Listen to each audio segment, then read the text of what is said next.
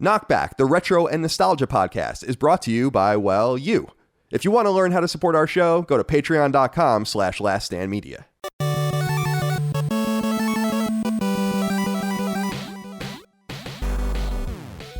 Greetings and salutations. Welcome back to KnockBack. My name is Colin Moriarty. I'm joined, as always, by my brother, Dagan Bangalore Moriarty. Dagan, thank you for joining me today, my friend. How are you? Nice. I forgot the name of those and I had to do some research again because I was fascinated with those things. Bangalore!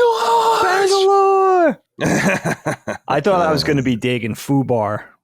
Fubar, yeah. Yeah, fucked up beyond all recognition. That's not very nice. Wouldn't call you that. You know, it's funny. We were talking about doing the first, spoiler alert for you guys, talking about doing the first Lethal Weapon movie today. Mm-hmm. Also, a Fubar movie, right? That's where, right? They quote Fubar, maybe not in the first one, but maybe into the second one. Definitely in the second one, I want to say.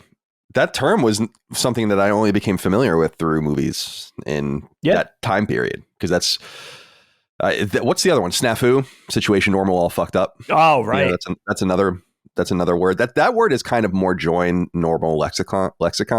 Yeah, that has. You're right. In Americana or whatever. But I love that term too. All the different military terms, very interesting. It's a good one. Did I ever tell you this? I don't know if I've ever told this story. You know, I have the association snake tattooed on my arm, as people know, like the Franklin join or die snake. Sure, I got that tattooed on my arm. I don't know, 2005 or something like that. Okay. The only reason, by the way, join or die is not underneath it on my arm is because my girl arms won't allow it. So that's why it's written here underneath instead. What, as far as like real estate? Yeah, exactly. Like the guy just couldn't make it fit. Oh, I hear you on that. This dude who's not in the military, a friend of my ex's cousin or something like that. Apparently, like, I met him. We had like a day we were together or whatever.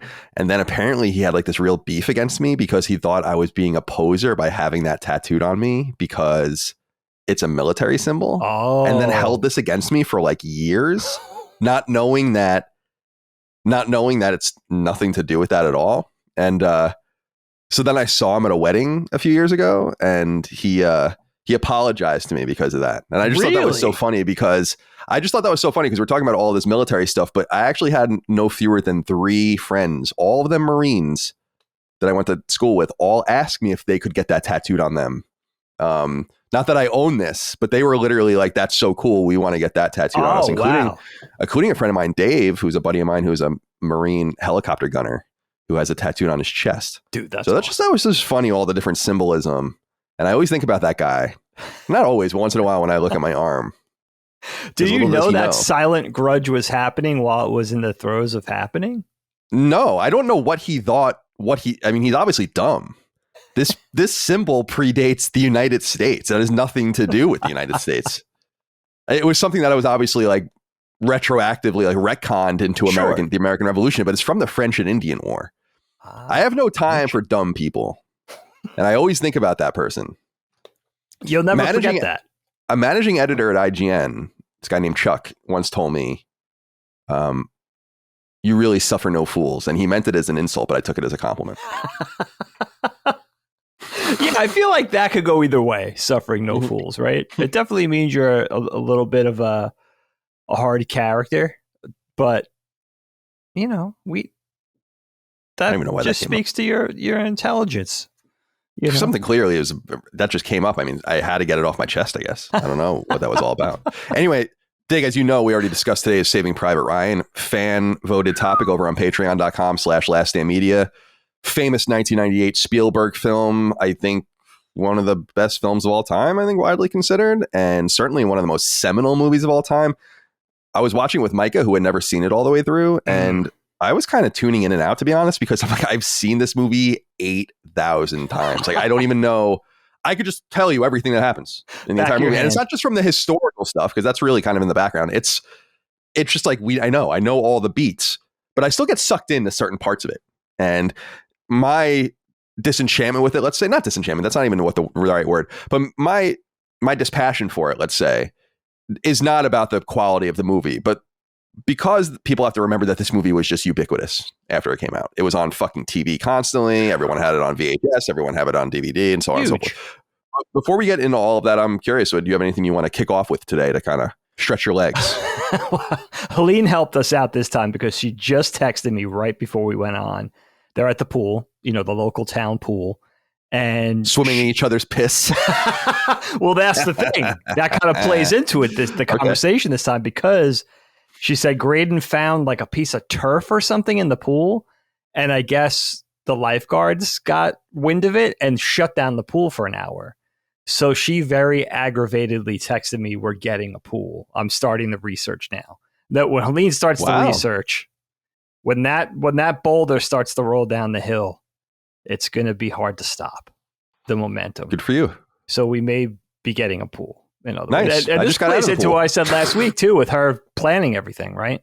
Yeah, it's good. Economically, it's not. I'm not ready for that at all. But I don't know. I don't know how she's going to pull this off. She actually texted me if she thinks Dad would give us a loan. She was joking, of course. But yeah, so that's before that, I was thinking about telling you about my Canada trip. But to sum my Canada trip up, Toronto is a city. You went to Toronto. Yeah. Really surprised me. Yeah. I don't know what I was expecting. I guess I never gave it that much thought. It's a city I always knew was on the large side. Growing up as a skateboarder, it's a city I always wanted to see from a skateboarding perspective. And then I think of course, being the film nerd, right? You think of like Toronto playing into films. A lot of people shooting up there because it's cheaper, but it looks like New York supposedly. But I don't know any of this firsthand until I get up there.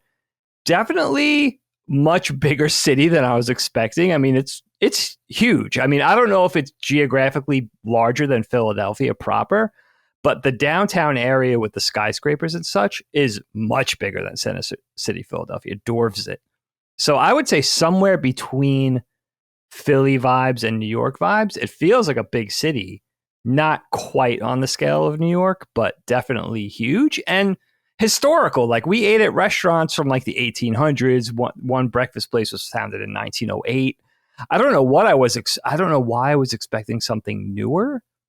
And I don't know why I was expecting anything less than city vibes in terms of the people. Like some people were really nice. Some people were really rude. It was just like New York. I don't know why I was expecting greater hospitality. Like they were very nice at the hotel. We stayed downtown. We were right near TIFF, which was fun, and seeing the different parts of town. Queen Street, which has definitely South Street vibes or Greenwich Village vibes and stuff. But it was a nice trip. But really, Toronto blew my mind because I had no idea it was to that magnitude. And then we saw a Blue Jays game, not realizing that Rogers Center is right downtown. So we were laughing because when the ball games got out for the 3 or 4 days that we were there, I think Detroit was in town. So they had a 4-game series. So there was baseball every day we were there at home. And it's just when the game gets out, tens of thousands of people are unleashed onto downtown.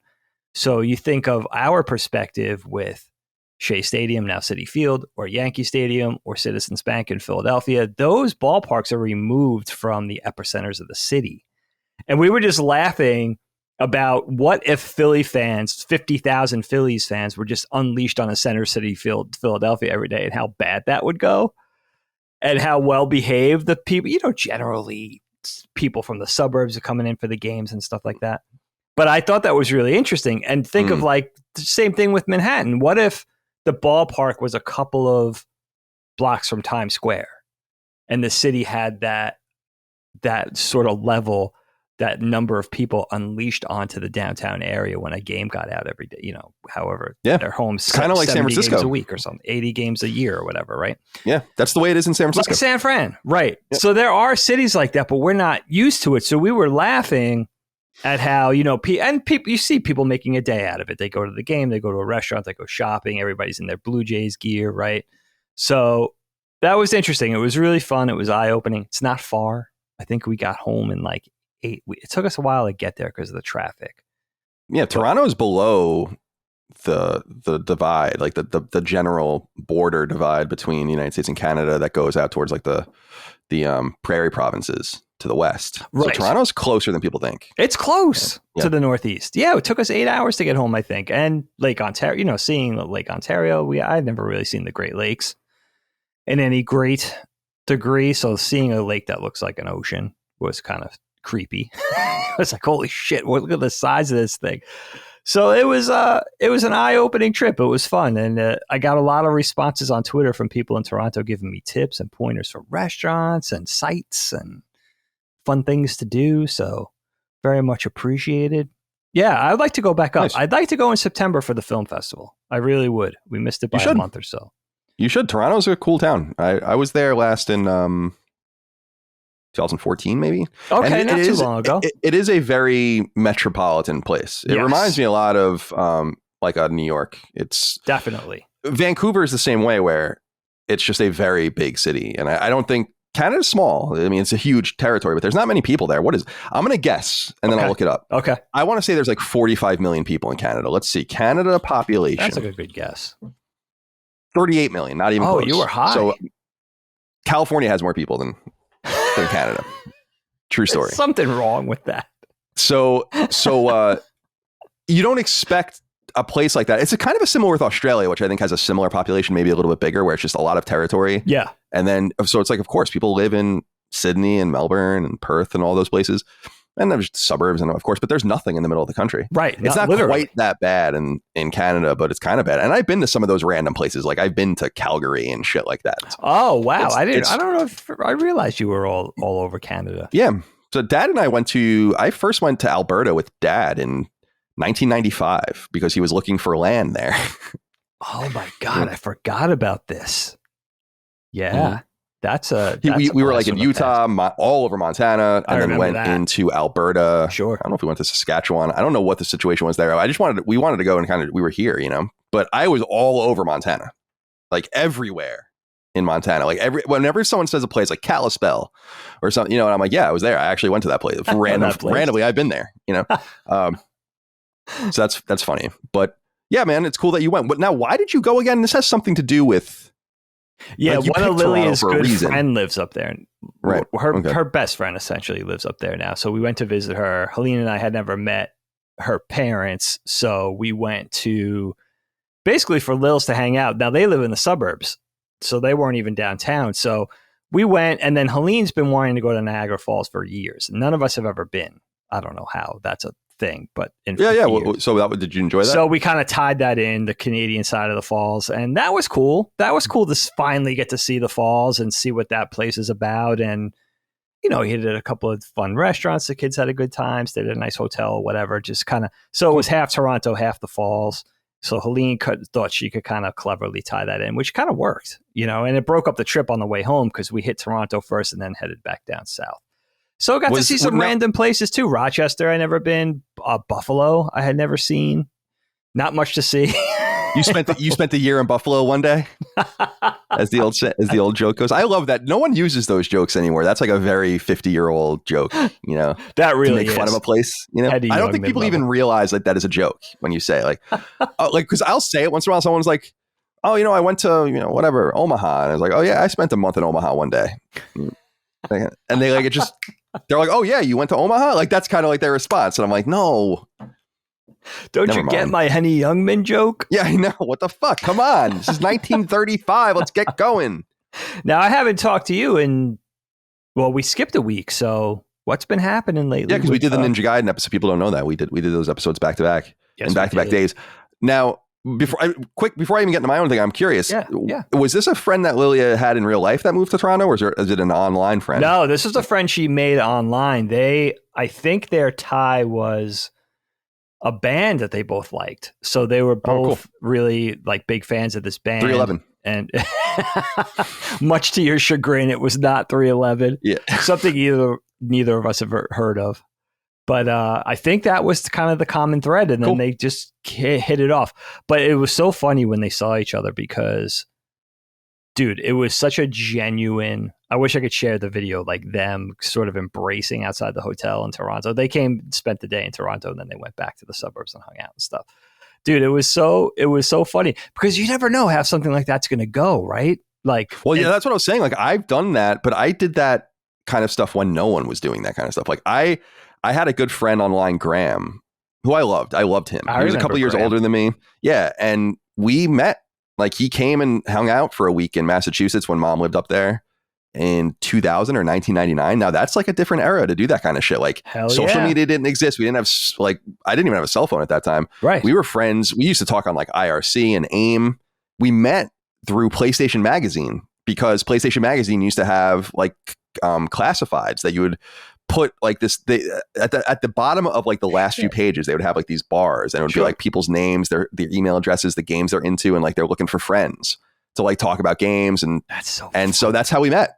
Dude, in 1997, amazing. I want to say. And like, so some people would think that that kind of thing is weird.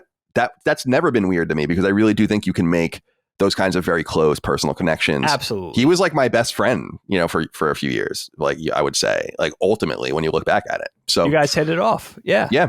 Yeah. And actually, oh my God, I'm not even going to tell this story. Well, because it sounds bad that I'm not going to tell it. Mom was dating this dude at the time. Okay. John. I don't know if you remember that guy. I do indeed. He was a fucking scumbag. Yeah, he was dirtbag.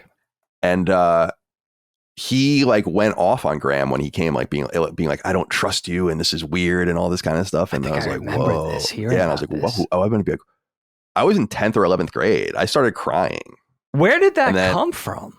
I don't know, but we threw him in the dumpster.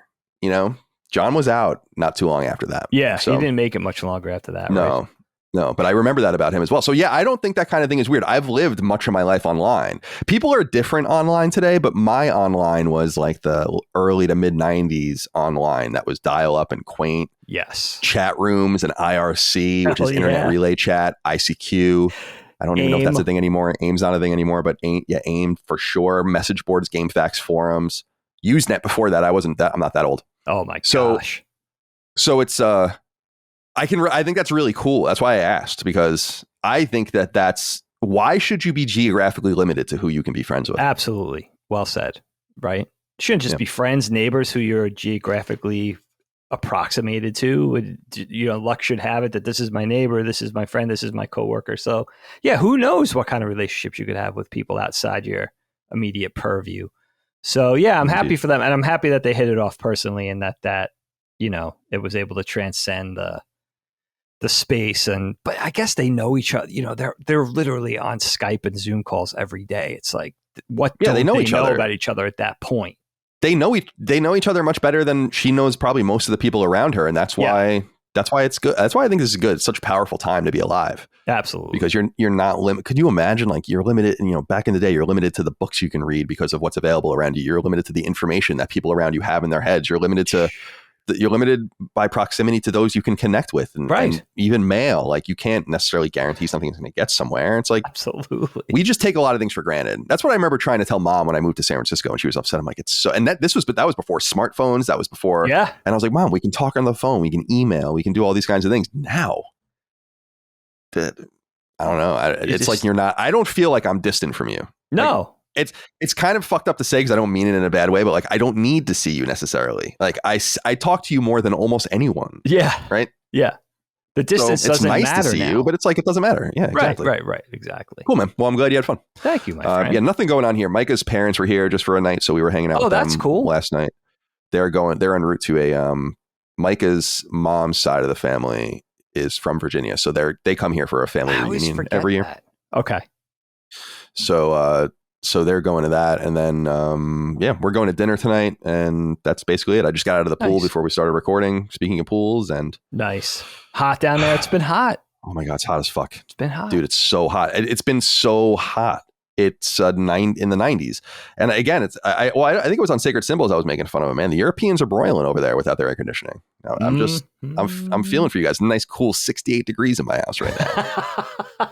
It's not nice to rub it in. 2-zone AC. You gotta rock that dual zone, man. I'm jealous. Oh, you gotta. I'm jealous though. I dropped the only reason I have any of this is because the house is new. Like, I didn't ask for any of this. That's what they do now. Sure. Right. It's just like, okay, cool. That's how they build. So I drop, I keep it at 72 downstairs, keep it at 68 upstairs. I like because the heat rises. It goes up the stairs and it kind of balances out. It does indeed, my friend. And Allie's the one that taught me, because I'm so stupid. I'm truly stupid with a lot of things.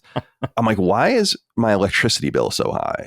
with the AC, and she's like, you can't shut the AC off when you don't want it to be on anymore and then turn it back on. Like, you have to just keep the AC on and let it just be a temperature. Right. And then I was like, oh, and then my electricity bill went down like 2/3. You saw the huge difference. Because you have to start it up, and then it's got to get everything cold again. And then it's like, okay. And then you let the air out, or you don't let the air out, you shut it off because you're like, oh, it's cool enough. Yeah. That was just kind of I don't know. No, I could see not knowing that though. I don't even think of that. I always just up the number in the morning, right? 74. If it gets over 74, it's too hot, it kicks in.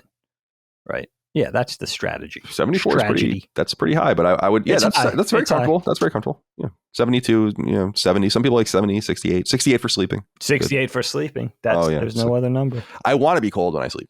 Absolutely. So I can get the covers over me. The pups are in bed with me. Mike is in bed with Uncle me too. Mike? I'm sure it's still the same. 55 to sleep. Is that? Dude, you would walk in their bedroom, and their whole house was cool. I mean, their house was probably 60, cool. Right? Yeah. But you walked into the bedroom, it was like walking into the Arctic. It was ridiculous. And that's where we slept. We slept on the floor in there. They slept in the bed. We slept on the floor, Dana and I, when we slept over. Yeah, 55 degrees. And I'm sure it hasn't changed. That's intense. That's cold. Dad would have had a heart attack if we tried that. Oh my God. No, that would have never in a million years happened. Well, Uncle Mike also has a pool cooler. Oh, really? And I was like, which is cool, but I would, pardon the pun, but I was, but I got a heater for my pool, which you don't even really need because it's so fucking hot here that the pool is just getting blasted with, the pool is literally 90 degrees without the heater, which is nice. I like it. It's like, it's cool. It's like you're just, but he got one to keep the pool cool.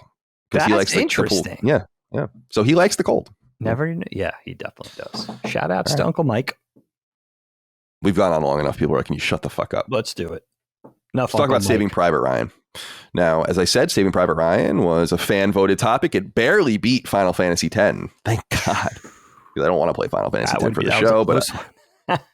But actually, it's funny. It kind of convinced me to start playing Final Fantasy X on Vita just on the side and here and there. So maybe we'll get to that one day. But Saving Private Ryan won, and of course, if you go over there, you can submit your topics for the show, and we have a 2-part election every month. It's quite fun. Thousands of people participate. You submit your ideas and all the rest. So yeah, Saving Private Ryan climbed to the top. Woo! And we're here now. It's a 1998 film. Came out the summer of 1998, July 24th. Made for $70 million. Grossed about $500 million. Starring Tom Hanks, and of course directed by Steven Spielberg.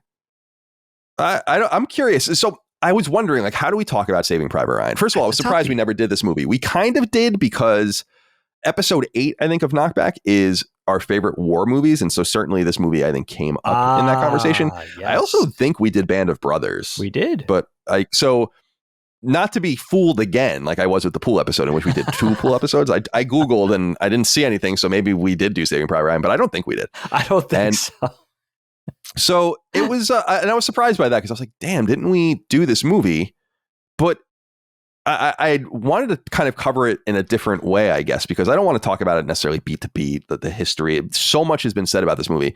Instead, we have a bunch of listener inquiries that just ask us different specific questions about the movie. And I think that'll be the best way to go through Saving Private Ryan.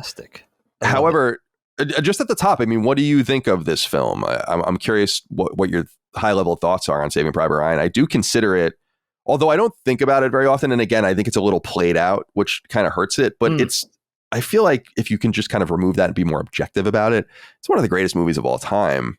It's incredibly impressive production. I can't believe they made it for as little money as they did, even in that time. It's so convincing. And I was noting when we were watching it, I'm like, man, it would have been so cool to be an extra in this movie in some way. There's so many people. There's so much humanity in the movie.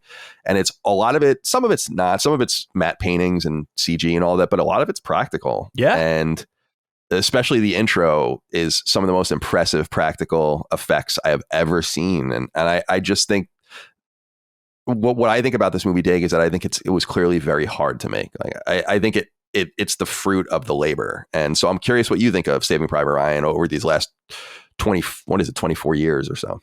Yeah, I was enamored of this movie when it came out. I remember very specifically seeing it with Helene and I in the theater in the summer of 98. And it really took me back to that period. At first, I have to say, I was kind of upset with you guys for voting for it because my initial gut reaction was like, oh shit, this is a hard movie to watch. And of course, I'm channeling largely the opening 20-25 minute storming the beach in Normandy. But there are, it's a very visceral, very realistic in many ways interpretation of war, and specifically that very bloody war and that very bloody part of World War II.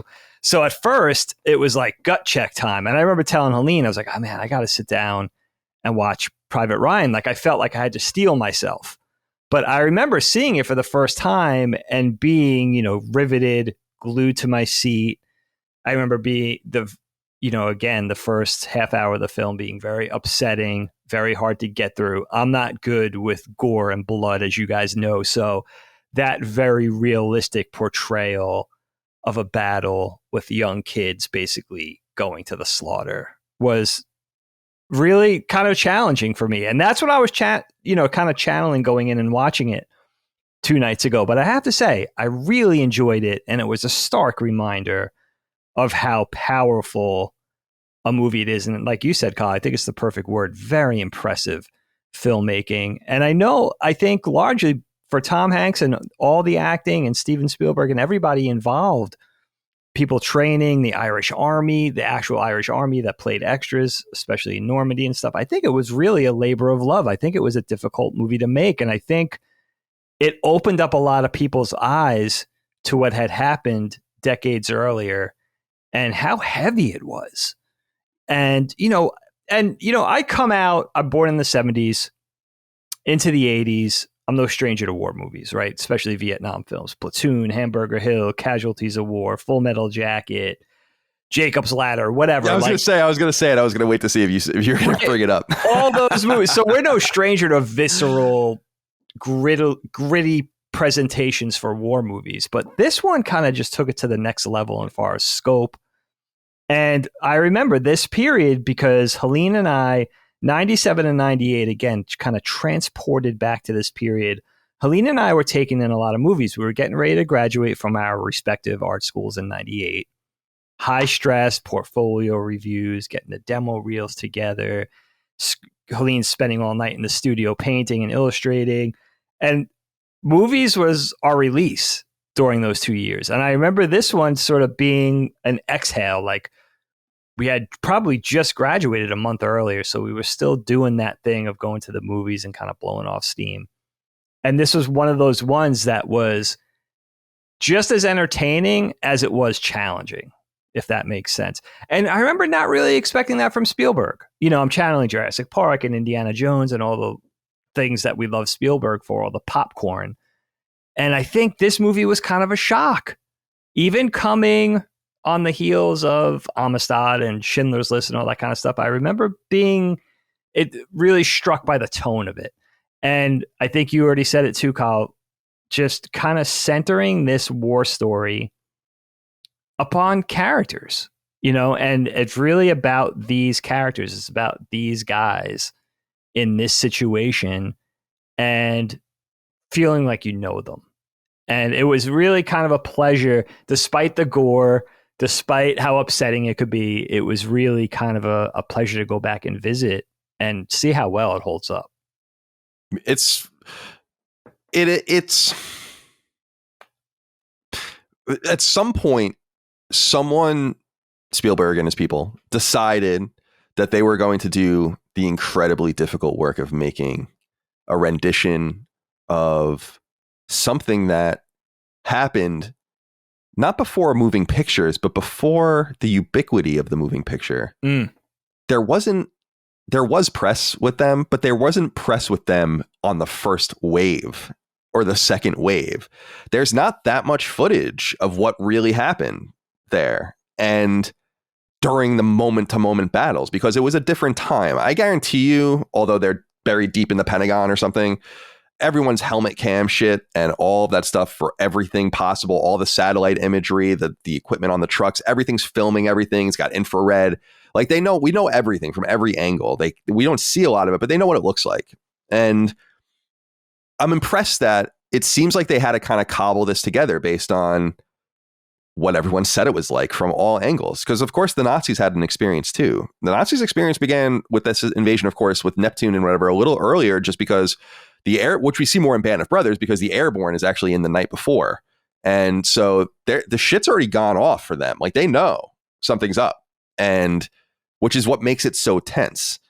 And so I really think that what's so important about Saving Private Ryan, to the point you were making, was it had to remind everyone, like, this is actually what happened here. Do you know that? And I think that a lot of people didn't. I didn't. I was going into ninth grade. I mean, I loved history. I was already in love with it at that point.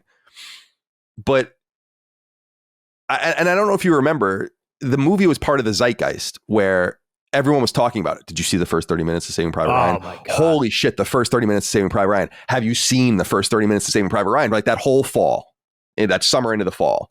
So all everyone talked about it. Absolutely. And really, and while the rest of the movie is expertly done, wonderful, excellent characters, the casting in this movie is just absurdly good, from Tom Hanks and Tom Sizemore and Giovanni Ribisi and Vin Diesel, and it's just fucking, Paul Giamatti's in this, and everyone's in this, right? Great, Ted Danson's in it, and everyone's in this, awesome. Yeah, and everyone's great. So they nail that, but it is that first 30 minutes that I think was really important for people to see, and to remind people, because I think a lot of people are focused on the gore of at this point in history in the 90s. Still, Vietnam's still kind of resonating. It's not been that long, 24 years, about as distant as we are now from Saving Private Ryan we were from then to the end of the Vietnam War. And I think we looked at that war as chewing up a generation of Americans. It did, almost 60,000 people. Sure. But I think we forgot about this whole other thing, because while Vietnam was on television every night with Walter Cronkite and the guys on the ground doing this on the air reporting, and a lot of skepticism, and people in the streets rioting, and this draft, and World War II is just an existential crisis. And I really just think people had lost sight of it by then. And I also think because of that 50-year anniversary having kind of hovered in the mid 90s from when the events happened, that, in the mid 40s, in the early and mid 40s, that I think we realized people are dying that were there. The stories are really important to get out. Band of Brothers does this much more, but this is, I think, part of that too, a reminder of this. And I think it got not even a whole generation, but multiple generations of people invested in World War II as a topic, and made them militarily conscious, politically conscious. I think this movie's really, really important in that way. Yeah. And so I wanted to just lay all of that out, because I think the time and place in which it came out is really relevant. There's not many people, I mean, they're alive, but they're old now, man. Like anyone that was around, like a lot of them are not there anymore. A lot of them can't communicate anymore. I mean, these are people that are getting up there in age, 100 years old, close to that, Yep. So I think it's an important imprint in American society to be like, yeah, dude, like these guys are fucking crazy compared to you soft assholes. And I feel that way about myself. These dudes are hard as nails, man. Just absolutely hard as nails. And I'll just say it too, because I want to get it, not to get it off my chest, but I just want to say it too. It reminds me, movies like this, there's a lot of grief between Europe and the United States, right? And a lot of back and forth, and a lot of insults back and forth. And I think people in Europe have to remember what our people did here for them, right? We were obviously involved and invested in World War II, but had other fish to fry, of course, on the other side of the world. And so it's not like a we saved you kind of thing. It's just like, we got to remember this shared humanity between the two societies. Like, so many of us died there, right? And it was important for us to do that. But these kinds of movies also remind you of that humanity from person to person. Dudes just getting cut down when they're 18, 17, 19 years old, 3,000 miles from where they're from. They don't even get one step off the fucking landing craft, and they're done. And they're out, and it cuts off their whole line, and it happens to thousands of people. And of course, Europeans are the great victims of World War II in some way. Well, they're also the fighters of World War II, depending on what part you're from. But sure. I think that's important too, that we have to kind of somehow remember we are European in some way, right? Like, and we have to remember this connection we share. And I think that blood, that literal blood going into the soil. I mean, how much more symbolic does it get than that? Yeah. Well so said. I wanted to bring this up because I don't know that I had any experience like this, but I had multiple people write in about this. So I want to acknowledge it. Austin Clements wrote in and said, "Hey fellas, Saving Private Ryan is a deeply nostalgic film for me. My grandfather showed me this violent and beautiful film at the ripe age of 7. As a young man that grew up in World War II America, I'm sure this film hit home for him. It was the only time I ever saw my grandpa cry, and I'll remember that moment till the day I die." Did you guys have any similar experiences with this movie? As always, love you guys and keep up the great work. A lot of people wrote in about this, about seeing it with their grandfather and the inability of them to watch it, the obsessiveness with it, the avoidance of it. For some of these men, this is what was in their minds and had never been explained to anyone. And then they just saw it again in Spielbergian terms, the most readily appreciated visual display of fucking Normandy since Normandy. That must have been pretty heavy. Did you know anyone that was affected by it like that? Because our grandfather was in World War II, but he was in Asia and he was dead by that point. And our dad's dad was also deceased by this point, but he was in Asia, I think, as well. I don't think either of them were in Europe at all. So I could be wrong about that. No, but I think both of them were fighting the Japanese. So I think you're right. Which was also violent and actually technically way more horrifying than the European theater. That's why I think we don't see very much of it, because it's hard to glamorize the Bataan Death March. But nonetheless, what do you make of this idea of the sentimentality, the sadness, the fucking PTSD, that this must have caused people? Then again, going back to that idea that we don't have any footage like this of Normandy. It's not like fucking Hamburger Hill. Like, that shit's on camera. Right. There's actual newsreel footage of that. Right. Yeah. We have an idea of what was going on there. So what do you think of that? It's a very relatable sentiment. I mean, I wonder with Austin's story if his grandfather had seen it first and still had the conviction to say, my 7-year-old grandson needs to see this, or if they kind of entered into it together for the first time. That I would be very curious about that, because I'm thinking about this in terms of my almost 12-year-old, and I wouldn't show him this movie because he's sensitive like I am. And I don't know what 11 or 12-year-old is ready for this kind of seeing, to them, gunplay is Fortnite, right? Or whatever, maybe Call of Duty at the worst. To see it presented in such a realistic manner, you wonder, being ready for that or not. And I guess there's varying levels of maturity and stuff. There was one, but again, very relatable. Now, our grandfather, I was lucky enough to have him in the 80s. What we had, again, was Vietnam movies. And he did make an effort to kind of usher me along and sort of guide me through that. I remember him taking me to see Casualties of War, for instance. And I know I've discussed this before, which is a rather disturbing Vietnam movie. Very, one of those films that doesn't glorify the American side. It's obviously largely about the atrocities that these specific soldiers commit there, and how, debauched it was in this particular case. And Grandpa, because, if we had World War II movies in the 80s, he might have taken me to see those, but this was the closest approximation. And he made an effort to, I was probably around my son's age, 11 or 12 years old, when he did that specific thing. And I think there is something there with wanting to instill a sense of reality to the next generation, the people that you're bringing along, whether it's acknowledging sacrifice or putting things in perspective, showing how lucky you are to be here, and how these people earned you, sort of paved the way for your freedoms and all that kind of thing. I think there's definitely something to that. And I wonder how much that's changed with the current generations now, us being the arbiters of that, or, instilling to the next generation. Hopefully not too much of that has gone by the wayside. But, it's definitely a relatable notion. And it is, like you said it so perfectly, Kyle, the first half hour of this film, I feel like it's still kind of a rite of passage. Again, really, in having, as a 48-year-old man, a particularly sensitive one and someone adverse to gore.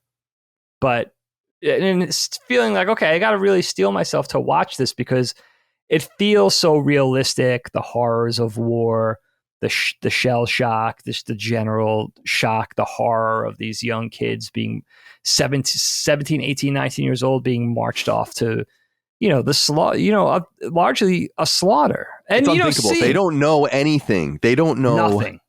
Anything. No context whatsoever, except whatever training they had. Right. And then seeing the bravery, that was another thing that struck me too. Yes, you have the kids that are trembling on their way to the drop and throwing up over the side of the boat, but you also have the ones, young and old, that, and battle seasoned and not, and mostly not, that seemed like they were stoic. They had their warrior face on. That level of selflessness and courage is something I always channel in movies like this. Yes, it's fiction, but it's presented in such a realistic way that you automatically put yourself in these people's position, and you're like, I don't know if I could ever do that. I honestly have to get real with myself. And if I was put in that position, would I be, the Upham coward surrogate, or would I be somebody that could like Captain Miller, right? Where you could actually just do your job with some modicum of bravery. I don't know. I honestly don't know. I have to question that.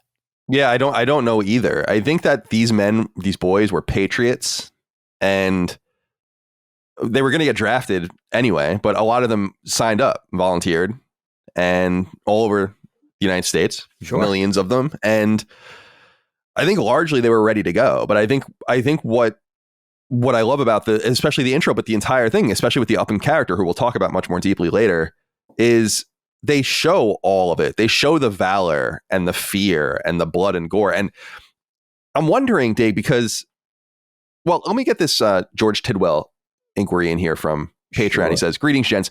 Greetings. I remember seeing this movie when I was young, in my early teens, and seeing the opening sequence showing the true horror of violence and war really resonated with me. Up until that point, any action I had seen in a movie was supposed to be fun or cool, but nothing like this. It felt gritty and absolutely tragic. Did you guys have any experience similar when seeing it for the first time?" Thank you, George, for writing in. Wanted to get that in because it's exactly how I feel about it. And I was wondering how you feel about this notion. I'm not a dad, right? But, and you're talking about your son, being like a preteen and whatever. I would feel like I would want to sit my kid down pretty younger than that. And again, having no context for parenthood. So just sure. What's in my head, just to be like, you watch this. This is what happens in real life, right? This actually happened just like this. So when you're going to go play Call of Duty, or you're going to fucking hear about war in the news, or it's going to be glamorized and how cool weapons of war are, and bombs and guns and all of that's cool, whatever.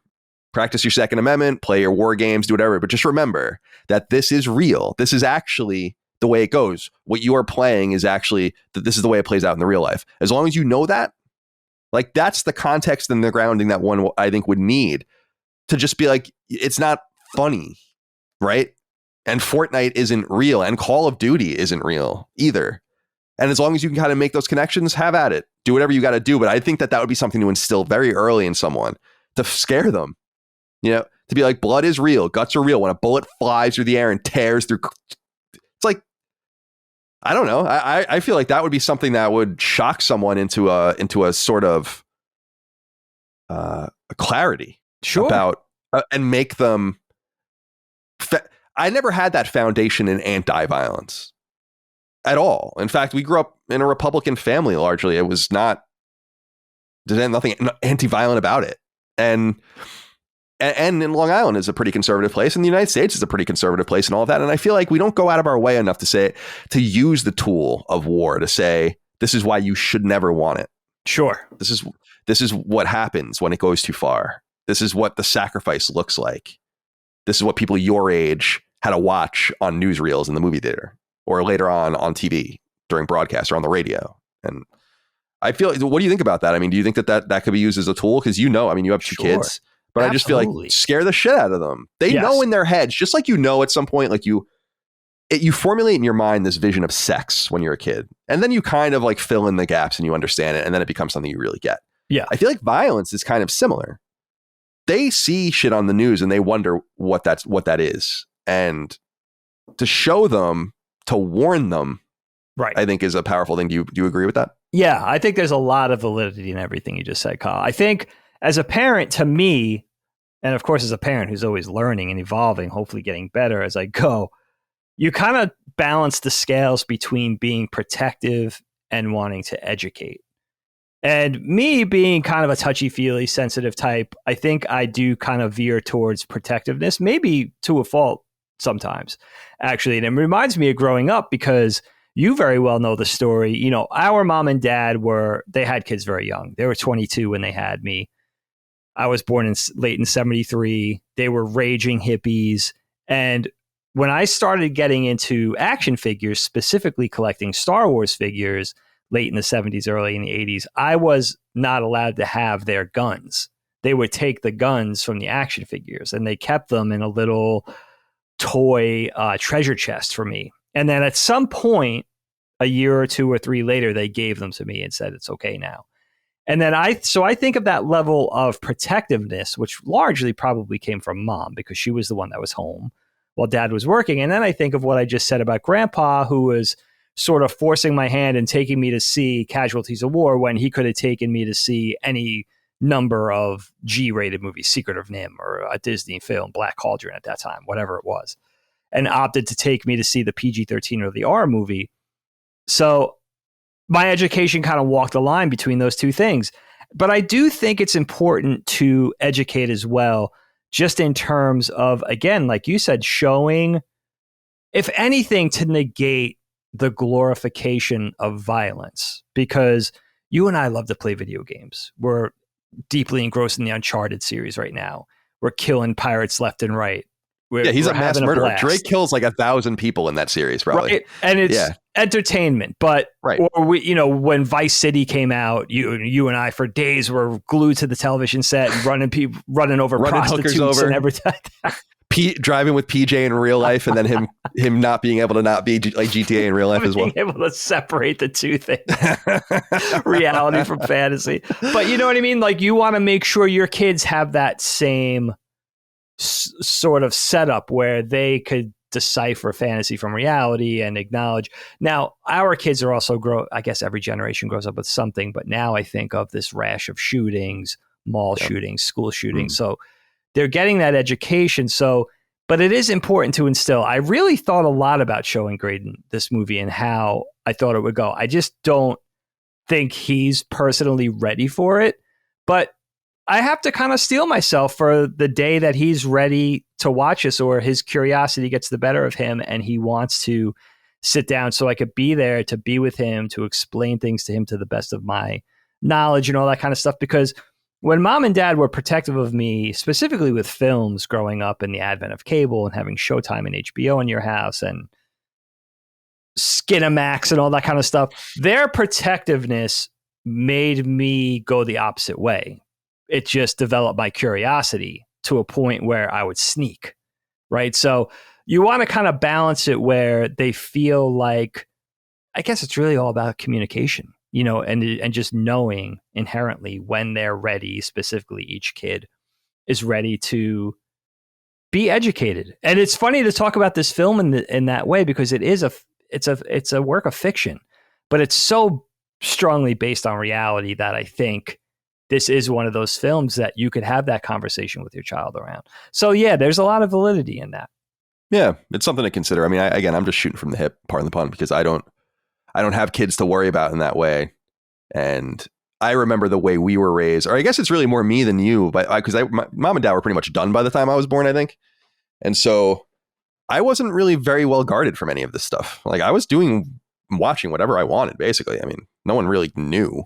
I just didn't have access to much. If the internet wasn't a thing in my life until I was 12. And by that time, you're looking at your friend's dad's titty magazines and you're doing all this. I was. Absolutely. Those rights of, think about it from this perspective, just in terms of Steven Spielberg films, Indiana Jones, right? Think about the way the Nazis are represented in those films. Yeah. Camp, that very bad guys wear black, not too far removed from the Westerns of the 40s, 50s, and 60s. that same kind of mentality where that bad versus good, white versus black, right? The specific garb, the tone, the attitude, compared to something like Private Ryan. For me, it's also kind of a curiosity because I want to see if my kids could decipher between those two things, you know, a popcorn work of entertainment presented in a stylized way versus something that's much more realistic and based in fact. So that's another thing for me where my curiosity is piqued as my kids get a little older now to see if they're ready to not only be able to endure that, but to tell the difference between the two things. And I think that's part of growing up. And I think that's part of a normal psychological and emotional development, if that makes sense. And I think that's why it's important, you know? Yeah, it's interesting to think even about the deeper messages, because I think violence and the cost of violence is like the lower tier message. The higher tier message is one that I think you have to be older to understand. And I think that's like lessons of valor, lessons of bravery, lessons of sacrifice, risk. Sure. Evil. I think existential questions of will you exist? Do you have to go? I mean, we don't understand. We just don't get it. And even reading about it, we just don't get it. And we're never going to get it. Never going to get it. But we're never going to get it because we've never been in a situation in our lives where it's like, if you lose this, they're going to come here. Yeah. Like, and then we're going to deal with them here. And at the very least, you can imagine like we would have some sort of tenuous peace with Nazi Germany. Maybe the Japanese just wanted to hit us and get us out of there. They weren't ever going to come here. Right. But we don't know what would have happened if we didn't fight back. We've never been in that situation. We didn't have to go to Vietnam. We didn't have to go to Korea. We didn't have to go to Persian Gulf and Iraq and Afghanistan. None of that was an existential thing. So we've never as a society had to deal with that level of valor. Right. Everyone doing what's necessary. I think one of the really cool scenes in the movie actually are the scenes that take place in the United States with the women typing, because it's all females and then older men, right? And there's just a lot telegraphed in those messages. And of course, Ryan's mom, home alone, right? Presumably widowed, boys off to war. There's a lot portrayed in those that just kind of tells you what the story is. Loneliness, gender separation. I'd be gone. Even me, you may be a little bit old, but I would have had to go do something, and they probably would have used me as an anchor for a ship or something like that. I think the other thing too that's cool about this is that it's a look at the Army. When we talk about the Japanese engagement, we're mostly talking about the Navy and the Marines, and that stuff shaped their whole mantra going forward. Like the Marine Corps and World War II that's like the stuff, the guys tell each other about, and there's legends and there's all this kind of crazy shit and all this, the heinous stuff that happened there. Right. And we know a lot of that. The Army is this much more amorphous thing that we don't think too deeply about. And that this is their thing.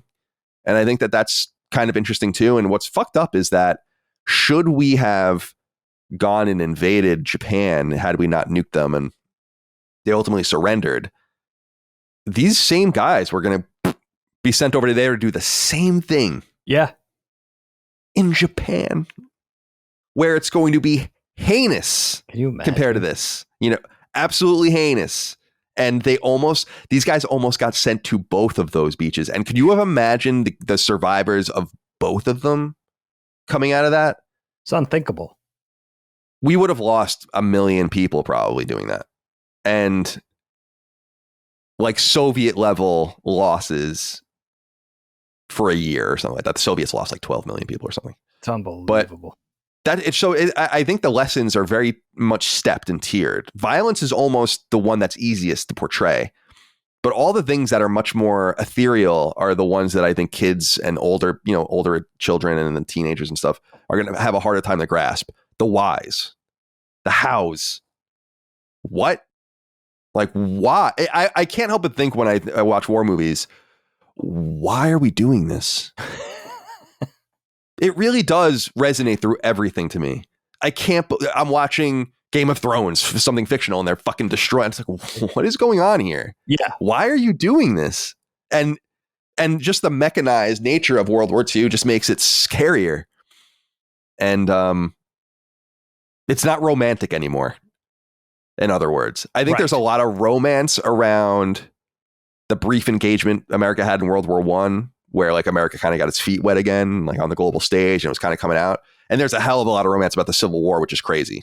But there is, as far as like, you know, the documentaries and the Shelby Foote talking in his Southern drawl about the boys on the battlefield. You know, it's just all lost here. It's just horror. Yeah. I wonder if that's distance, like something like the Civil War. I wonder if that's just distance, you know, maybe, where it's like, you know, it's romanticized because everybody that alive, it's forgotten. The horror, the atrocity, the loss, the catastrophe, like that's put aside for the stories and, like you said, the romance. Right. It's interesting. I before I move on, because I have a bunch of individual questions I want to get through that get us into some of the characters that I want to talk about in some of the moments. Sure. But I wanted to ask you about this from Trevor Varang. He says, "Hey boys, so would you rather land on the beaches of Normandy or drop in behind enemy lines with the airborne?" Ooh, that's I don't know. That's tough. I don't know. I mean, because when we actually meet some of them, we see this much more in Band of Brothers, but we meet one of the guys that's downed with and he's talking about the plating, the armor, like making it hard to fly. And, yeah, great scene. And so these guys were getting cut to shit by a flak when they were flying in, and then they had to jump out. None of them landed where they were supposed to be. So they were 10 miles in or something in France by themselves. Shit. So that's your one option. That's one option. So you're behind enemy lines and you're surrounded by them. Or you can roll up on the beach where they have all of their guns pointed and mind the entire beach. Which is just, you're a fish in a barrel. Right. So those are your options. I guess I'd want to be with the airborne. Me too. Maybe you have a better chance, but the gruesomeness of Normandy tamps down. I mean, that's what it's about really in the beginning, is them trying to get one of the beach heads, right? Like trying to get one of the pill boxes. Right. And so like once that's captured, then like nothing really happens. Like people are able to come on kind of safely. The airborne are in the shit the entire time until they can somehow meet up with each other. Right. Right. Like they're trying to come towards each other now and pincer everyone in between them. Right. So I don't know. What would you want to do? Yeah, I think the airborne sounds a little more appealing, just slightly. But I have to ask a question that I don't know. Is there some sort of established rule of engagement that you can't shoot parachuting human beings? Like obviously taking out people inside of airplanes is a no. I don't think so. I don't think that's a rule. No. So you could actually just peg dudes that are falling via parachute. Like that's why you do it at night. You know, so that like not only can the flak miss the planes, but that like your people are not necessarily seen as they're coming down. You do it under the cover of dark. Yeah, I would assume you'd have to be pretty close to make that an accurate thing, because guns are like the gravity's immediately taking the bullets down anyway. Sure. You know? So sure, good point. But I don't know. That's like a whole the physics and all of that is underrated, and I'm not smart enough to deal with that. But that's a good question. I don't know if that's in right? I don't know if that's in the Geneva Convention. Ironically, for all of the horror that Nazi Germany was doing at that time and capable of, they did play by the rules of war generally, which was interesting. Take prisoners, et cetera, and so on. Right. But yeah, I don't know the answer to that. So you think you would go with the airborne? I mean, it would be scary as shit, but I think that would maybe be. I'd also want to get it over with. Yeah. Like go first. Like, oh my God, let's just go. Sure. Jesus Christ. You know, there's something to that. You're so anxious, probably. The immediacy. These guys had to just wait. They knew it was going to happen. They just didn't know when. And it was a secret to everyone. And so you're just kind of like, God, like, let's go. Yeah. It's insane. So you choose the same? I think so. What? I would choose curling up into a fucking ball is what I would choose. But, I think either way, I'd be a ball, like Sonic coming down, like just roll into a ball. Just now, the one thing I don't know if you know this, those hedgehogs those Yeah. metallic iron spiky things that wash up on the beach. And I guess they're meant to deter tanks and enemy ships and all that kind of stuff, right? Right. How did they get those out ahead? Those are American things that were put out ahead of the invasion, right? How were they put there? How are they placed? No, the Nazis put those there. Oh, those are Nazi. So those are Yeah. there those are defensive from the Nazi defensive. perspective. Yeah, they're to stop you from, I forget the name of them, but they're to stop you from being able to like successfully landers or get, because like you should be able to bring the ship up way closer. Like if you're willing to beach the ship, like you don't care about the ship, just fucking ride that thing as fast as possible right onto the beach. Okay. You know? And so like these things stop you from being able to do that. You can't get tanks off of platforms. Like you're forced to be further out into the water. Yeah. And okay. so that's why they're there. And there's still, a lot of those are still there. Wow. And which attack is to cool. a person. That's it. Because I'm thinking it does give human soldiers, actual infantry, cover. No, it does. It does. But it's, yeah, those, I would assume the benefit outweighs that, which Sure. is just that they can't roll. I mean, you see the guys, like they're in waist deep water. Some of them are in water that you can't stand where you're still swimming. That's a huge advantage to the Nazis. Okay. 'Cause, and they can't roll as those opposed to them Sherman just rolling, tanks. you can just, again, if you're scuttling the ship, like just roll up. Right. Fucking, So I think that's, I totally understand what you're saying. And it's cool watch them all gather around them. But when the landing happens, but yeah, that's a defensive mechanism Okay. from the Nazis. All right. I forget what they're Interesting. called. Hedgehogs, right? Yeah, maybe that is what they're. Yeah, you said that Hedgehog hedgehogs. I think that Yeah, would be I right. think so. So yeah, let me just make sure here. Oh, before we get off of Normandy, because it is so interesting to talk about. I do just love the use of blood, sound, water, the camera going underwater and then back above and then underwater again. The bullets tracing through the water and hitting people. Dude picking up his arm and screaming. And Oh my God, dude. it's just horror after horror after horror. And I just wanted to, I just need to, I think it's one of the greatest scenes in film history. I really do. It's just it's such an accomplishment and it's so insane.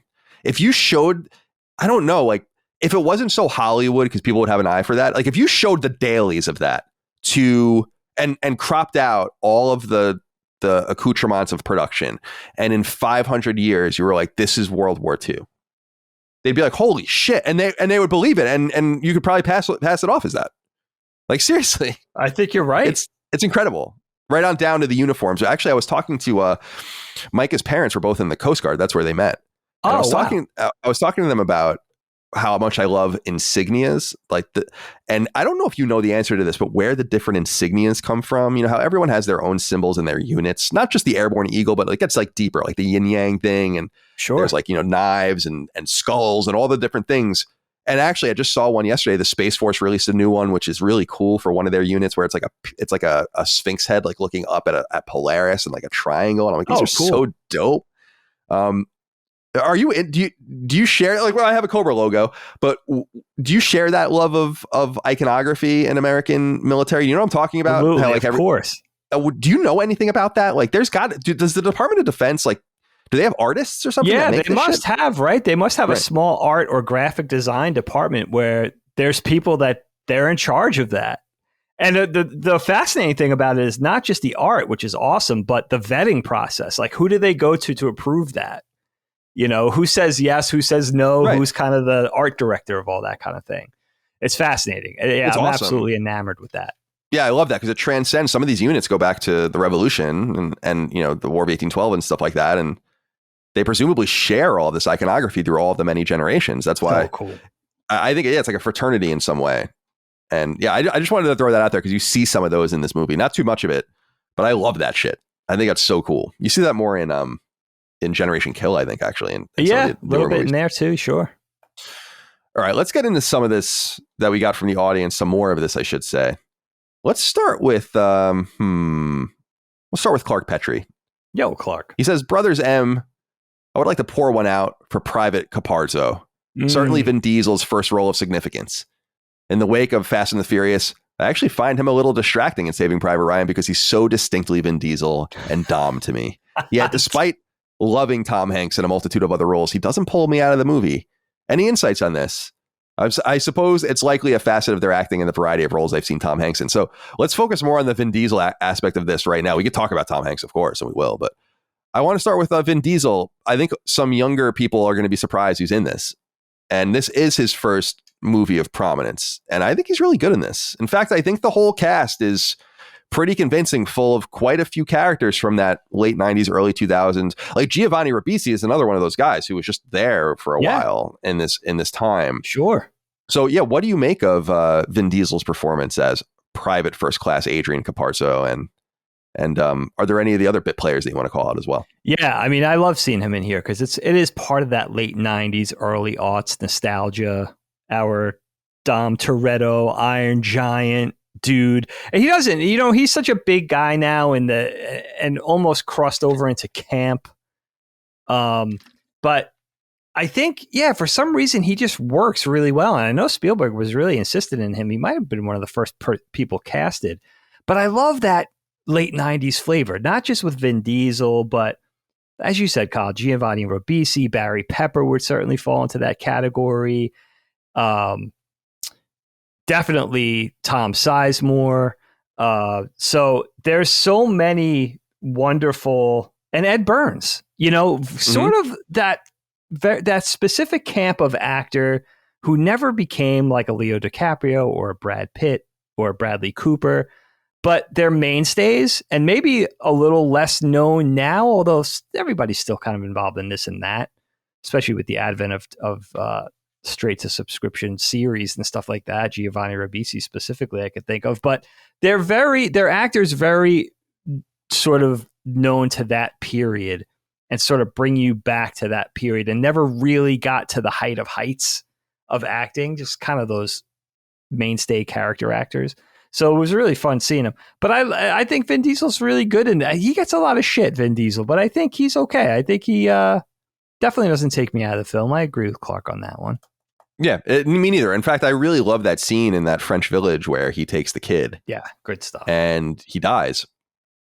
First one to go. Right, but it's so interesting because these are like vignette. It's like a vignette. Basically, we get just a little bit of him, like he has a love for a niece or a daughter, or something like that, or a sister or something that he grabs this little girl. It reminds him of, like, it's just his death is a shadow of his life, and it's like reflecting who he is, because we don't really ever otherwise get to know him. We know it's Vin Diesel. I mean, it's impossible to watch it and it's not like it's Vin Diesel, but it's totally fine. It's like when Paul Giamatti shows up, who's awesome. Bryan Cranston shows up. It's like, oh, there's Bryan Cranston. There's Ted Danson.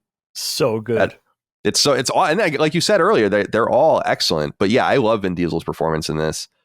Let's talk about Upham. Dylan Lockyer wrote in, said, "At ease, General Dagan and Colonel Collin.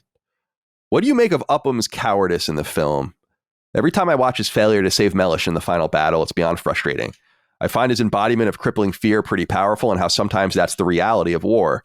It's a sobering thought that you could be the coward on the battlefield only to doom others to die.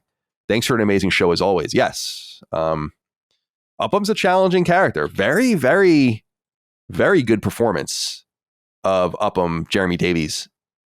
And it's sad to say, isn't he the surrogate for the audience in some way? I mean, that's kind of how I always felt about him. Like, he's us, because what the fuck are we going to do? That's kind of how I felt about his character. It's interesting. And you can't really blame him. It's a lot of tension, because he wasn't brought here to do this. No. Like he says, I haven't fought anyone since we were in camp, and I'm a translator and a map maker and all of that. Right. So he is a coward, and he is responsible for Mellish's death, and he doesn't kill anyone until like towards the end. And it's frustrating to watch, but I've always looked at him as like the surrogate for like how the audience would feel, or how the audience does feel, especially the first time through, about how scared you'd be and how so you can get it. And I like how it doesn't shy, even though it's a tale of valor. It's the multiple levels. It's a tale of valor, but somewhere in the tale of valor is always a tale of cowardice. It's always a tale of person doing the wrong thing, the person making the wrong choice, the person abandoning his post, or not fighting, or not engaging, and not doing what he needs to do. It is a chain of people, and you have to pull. And so it is sad to see that, but that's reality. That's baked in to the war game, right? So What do you make of what is him? Yeah, I have it here. Technician, 5th grade, Timothy Upham. Yeah, Upham. I mean, first of all, I don't remember being so enamored with Jeremy Davies' performance. It's really cool. I mean, it's really a unique, grounded, special performance. Just the acting style. I don't even want to say it's acting style because that sounds like it's artifice. There's something ultra realistic about the performance. And he's amongst wonderful actors, especially in guys like Tom Hanks, right? But he just takes it to the next level. There's something very special about him. He seems like a real person. He seems like a little bit of a misfit, a little bit of a strange duck, but something just really works about what he's doing. Everything he's doing, the little intonations, the nuance, the way he talks, not just what he says. And it's an interesting character. It's a really challenging character. I remember seeing Steven Spielberg talk about this in an interview that was who he saw himself as in the movie. And I think it is largely the audience surrogate because you get so frustrated with the character because you're rooting for these guys and you want to see them succeed, the whole group of them. And he's a part of this unit. You know, he's a link in the chain. But it's hard in the end to get upset with him because you kind of put yourself in his position and you can't really blame him for being, you know, he's completely green. You know, he's got no combat experience. He's a translator, a cartographer, a writer, whatever. He wants to take his typewriter along with him. Like, this guy is not a combat. He has no combat experience whatsoever. So put yourself in that position. I'm actually kind of struck by how courageous he is until he falls apart. You know, he's going back and forth with the bandoliers and he's taking them ammo. And eventually that shell shock and that horror sets in. But I don't even know if I would have gotten as far as he got. You know, I have to be honest. So it is interesting. And again, painting that realistic portrait of what it would be like to be in that battle, in Rommel, in that battle against a German unit, outnumbered, out-armored, outgunned, and just trying to hold this place, trying to hold this bridge and everything like that. It's just, you really put yourself in the position it becomes personal. And that's just fucking awesome filmmaking, man. What do you think about his relationship with this German soldier that he has? I looked up this actor, by the way, Jörg Stadler, German actor. And he's awesome. So he's good. Great. You can fear like when he's digging the grave and then he's like running out of it and like, or they're jumping back in it and like trying to keep digging or whatever. It's so, I don't know. I like the exploration of that too. And the relationship with, because he's the only one that can speak German amongst them, the relationship he develops with Upham. But what do you make of their kind of relationship and how it kind of comes back? He kind of does come back to the line. He was lying to them. He is a gunner and you see, but he was doing what he has to do to survive. There's a lot of humanism in it. I mean, this guy's a human, just like a flesh and bone, just like you. It's like, what do you do? Yeah. And so what do you make of that connection and his, I don't know, his, what do you want to even call it? It's like he's trying to carve a path for this dude to get away and like try to save his life. But what does he owe him? And they were just shooting on them before. And I don't know. What do you make of them? Yeah, that German soldier, it's a great performance, a great moment because, you know, he's the enemy, but you really feel his fear, he's frightened. That fear is palpable. He's digging the grave and he's basically begging for his life the best way to do his house, citing, you know, Steamboat Willie and Betty Grable and Betty Boop and all that kind of stuff. And you almost feel bad for him in that moment. And it is another dimension for the Upham character too, Kyle, because he is one of the only ones of the American, you know, our heroes who shows humanity in that moment. But and that's interesting, because that takes a certain type of attitude, especially in that moment. Think of being in that moment. You're with these guys, maybe even through training. You're with them for many months. They become friends. Your lives depend on each other. You're out there in the field.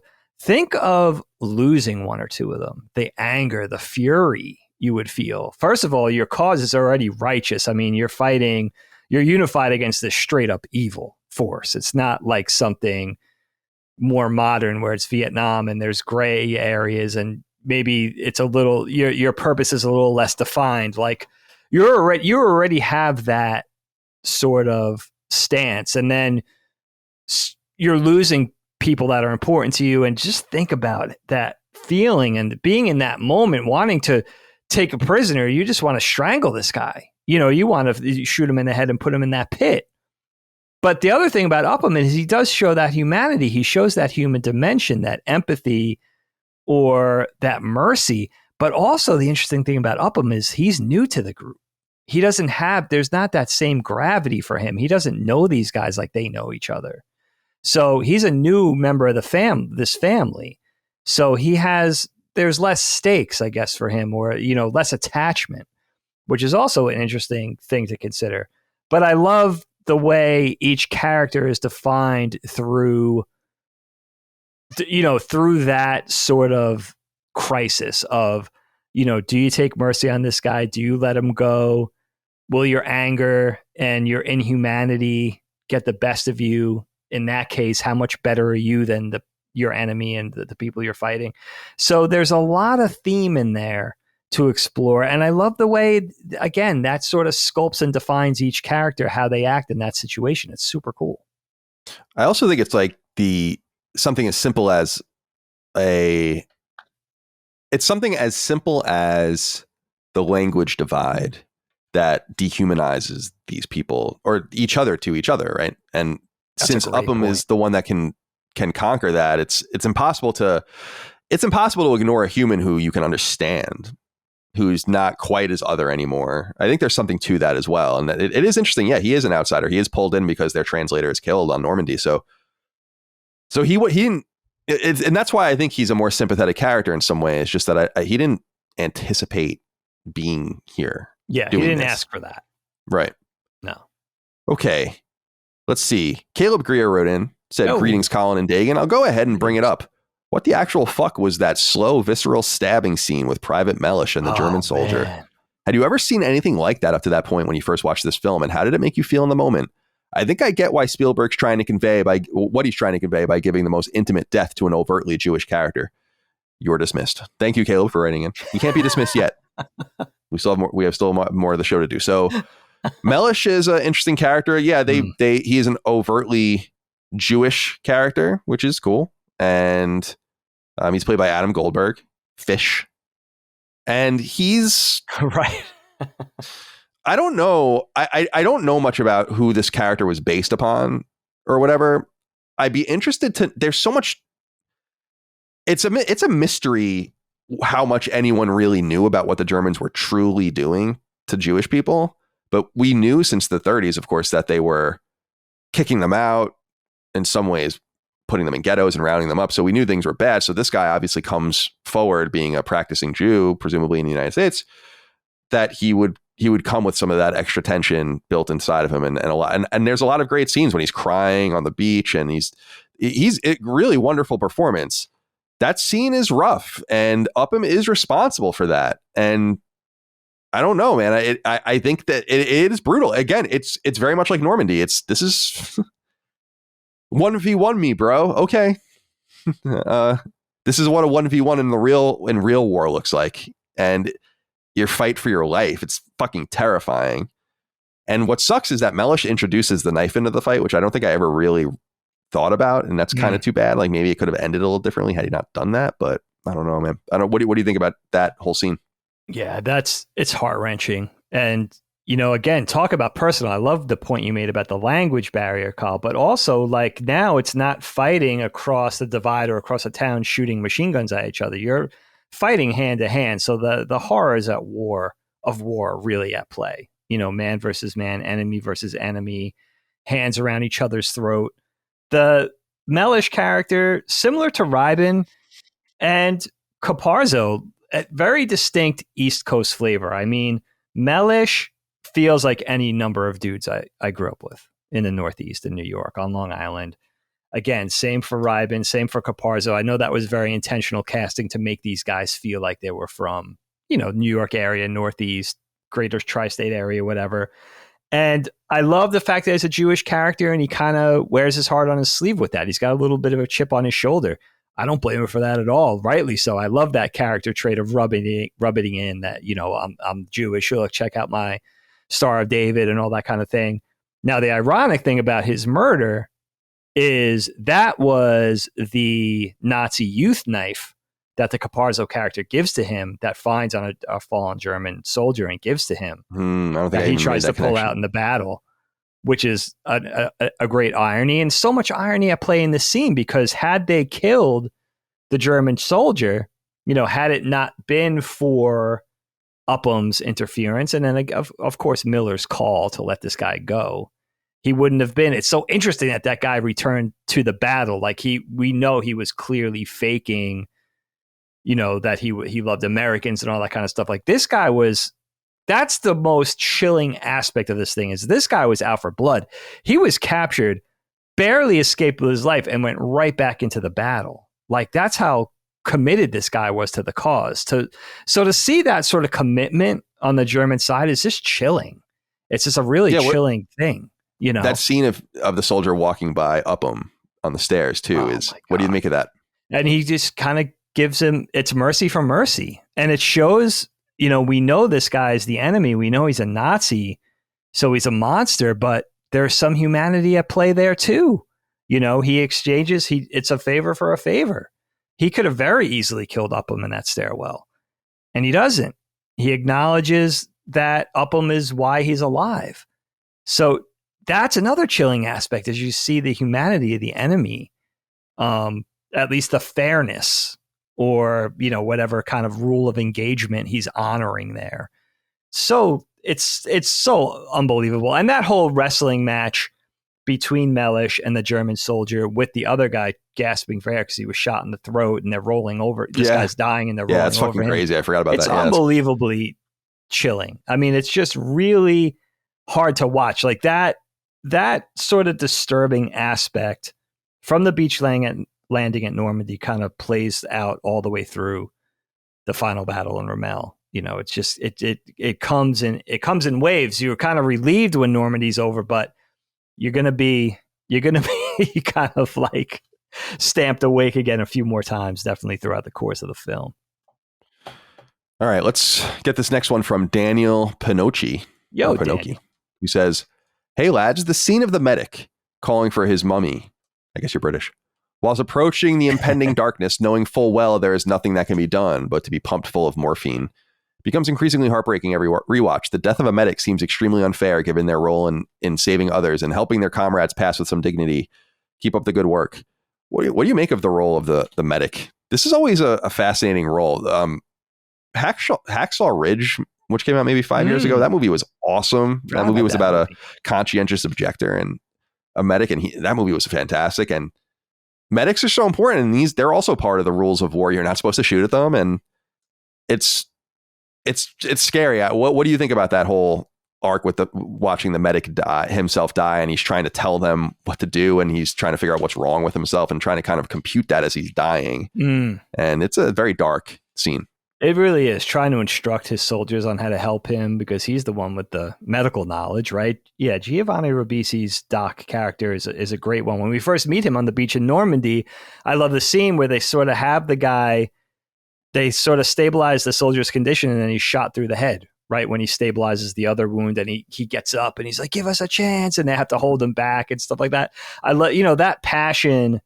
And again, that selflessness. We talked about this with Doc Eugene in Band of Brothers. Very similar character, where it's not for the same reasons. He doesn't have the same combat pedigree probably, but just that selflessness and that unselfish nature of wanting to help with your life on the line. I mean, you're in the crosshairs, and you have to, you're tasked with keeping these guys alive. And that amount of pressure on your shoulders, and the post-traumatic stress of these guys, specifically the medical guys in these situations. I mean, it must have been absolutely enormous. The sense of guilt, the sense of loss, because it's all in their hands, essentially, once somebody's wounded. So it's interesting. And then that whole he has that heartbreaking scene too, where they're talking right before they go to sleep, and he's saying like his mom was a medical intern and she would come home early sometimes and try to talk to him, and he would pretend he's asleep, and he didn't know why he did that. And you could just see the regret. Like, am I going to make it home to have another conversation with my mom? And then, of course, 20 minutes later, he's dying on the battlefield. And, also that death is a result of a very distinctive decision that Captain Miller makes to take this gun battery out that wasn't even in their way or part of their mission necessarily. Yeah. What do you think of that? What do you make of that? Why he made that decision? That's a tricky one. Because like Miller says to Mellish, what do you want them to mow down the next unit that comes through here? And, again, you kind of wrestle with everybody's reasoning because you understand everybody's point of view. You understand why Ryben and Mellish are like, let's go around it. Like, it's not, why risk it? There's only 7 or 8 of us. Like, we're already a skeleton crew. Like, why even do this? Like, this isn't our thing. And you could understand Miller's position too, of like, we can't just leave this German gun installment here to mow down the next group that comes, of allies that come through here. So it's one of those things where you just feel for these guys wrestling with these situation after situation, crisis after crisis. And again, just in understanding everybody's point of view, it's like those decisions must have been so hard to make, right? And then you have to make it as a team. Even if you disagree, you can't just disobey your commanding officer. So your heart really goes out. Again, just putting yourself in that position is just, it's unthinkable. Like, I can't even, it's so far detached from my reality, like what these guys went through. Think about it like this. It's even hard to watch this movie, which is a dramatic, fictional representation of what happened. Can you imagine actually going through this? No, I mean, I couldn't. That's why I think the Roger Sterling character is so interesting on Mad Men for me, because although, obviously Draper has his own war stuff as well, but I just find that character so interesting because he does struggle from like World War II. Sure. And all of that. That wasn't a fart. I just want everyone to know, in case you heard it. Chair fart. Chair fart. I will declare any real farts. I will declare any real farts. You'll be honest. Okay. Since we haven't really talked too much about Tom Hanks's performance. I'm curious what you make of his performance in this. It's so good.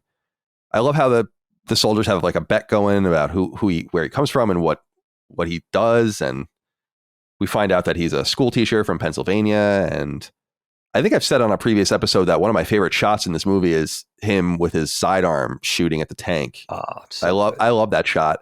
I love officers and their sidearms. I think they're so cool when you pull it out, the last resort sort of thing.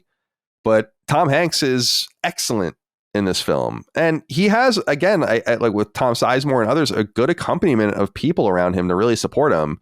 A lot of great performances here. Yeah. Matt Damon, of course, comes in later. It's so funny because I was thinking about Matt Damon. He comes in late in another movie too. I won't say what it is to not spoil it, but it's a similar thing, and you know what I'm talking about. It really does. It's a movie we've covered on the show actually, so you can that. Yeah. So that's interesting. But I'm wondering what you make of Tom Hanks's performance in Saving Private Ryan. Dude, Tom Hanks is like the gift that just keeps on giving. It's unbelievable. I remember thinking about on our Canadian trip on the way home, thinking I have to watch the movie. And I don't know why it just got into my head. And I started thinking about Woody from Toy Story. And now Toy Story was already a thing for a few years when this movie came out. So it's nothing new, but I was like, I don't know if I could get past the Woody character. It's just in my head, that voice. I wonder how it's going to be to watch this again. That's Micah was saying that too. Same thing, right? Yeah. It has but it's so interesting because he's done so much, from the 80s comedies to Forrest Gump to playing the hard-ass FBI agent in Catch Me If You Can. He just, once Woody, of course, the Pixar stuff, once the movie starts, no matter what movie it is, but especially Private Ryan, everything, all of that Tom Hanks-ishness melts away and he becomes the character every time. It takes a mere matter of seconds. He's that good. And it's so crazy how he could just melt and shapeshift into a role because he's a famous dude. He's one of the most famous actors. And the fact that he could be all of these characters and we believe it, I know that's the whole thing about acting. That's the whole bent. That's the purpose. But he's so good at it. Besides the warmth and that fatherly nature, you could see him being a leader that everybody responds to and respects and wants to follow unquestioningly. Like, he just plays that so well. But it's so crazy that I thought I was going to go into it with this whole Woody angle, and like I just forgot about it. And even in the movie when it pops up, especially when he's being very animated or excitable, and you hear like, oh, there's a little bit of Woody in that, you know, it doesn't matter. It just lasts for a blip, and then it's gone again because he just becomes the character. And it's just amazing to me, especially with him. You look at his filmography in movies and television, that he could do that no matter what. He's one of those dudes that just has that degree of talent, and it's just that he's just a chameleon. Like, there's nothing overrated about him. He's just a joy, dude. It's amazing that he was robbed of the Oscar for this. I like the shot, in case you're watching the video, where he's like with the pen or the pencil. It's like an amazing laugh out loud shot for sure. So good. Tom Hanks he's just Tom Hanks. That's just who he is. It's just, he's there he is. Thank God we have him, right? It's like one of those dudes I can't even imagine. Yeah. Which I always find so funny. He was like the first person that got it that we knew about. All right. What else here? All right, let's talk about, before we talk about the real Private Ryan, let's talk about the fake Private Ryan. What did you think of that scene when he's telling him about how his brothers died? It's so funny. Let's talk more about it. Talk to me about that scene, that he's the wrong Private Ryan. Oh, dude, it's so Spielberg. I mean, first of all, that's Nathan Fillion, right? Yeah, I think it is. That's Nathan Fillion. I think you're right. Holy shit, I don't think I even realized that. Yeah. Yeah, that's right. It's such a Spielbergian moment. Like, first of all, I love the model. We talked about it a little bit, and they did this to a larger degree with Band of Brothers, but they had more time and more characters to do this with. But I like that thing of there being a journey, and then we get surprised with a character who's played by a character actor, a known character actor. So we get that Dennis Farina, Bryan Cranston, Ted Danson, Paul Giamatti thing. You got to meet them along the way. Same thing, of course, as we said with Matt Damon. I love that model. I think it's a lot of fun. But yeah, that scene is just so crazy because it's, a complete miscommunication. He's telling this guy, your brothers died, and then it turns out that, his brothers are in grade school still. How did they die? And all that kind of stuff. It's so funny. It is one of those Spielbergian moments where it's like, those are the storytelling beats that you remember. And it's also much needed levity in this movie where you could take a breath, take a moment not to be in the thick of the shit. And, just be, take a breather from the intensity. Yeah, it's just fun. I don't know. I like that he always sneaks funny things in the movies that are not necessarily funny. Great storyteller. I agree. Okay, let's talk about Private Ryan, Matt Damon.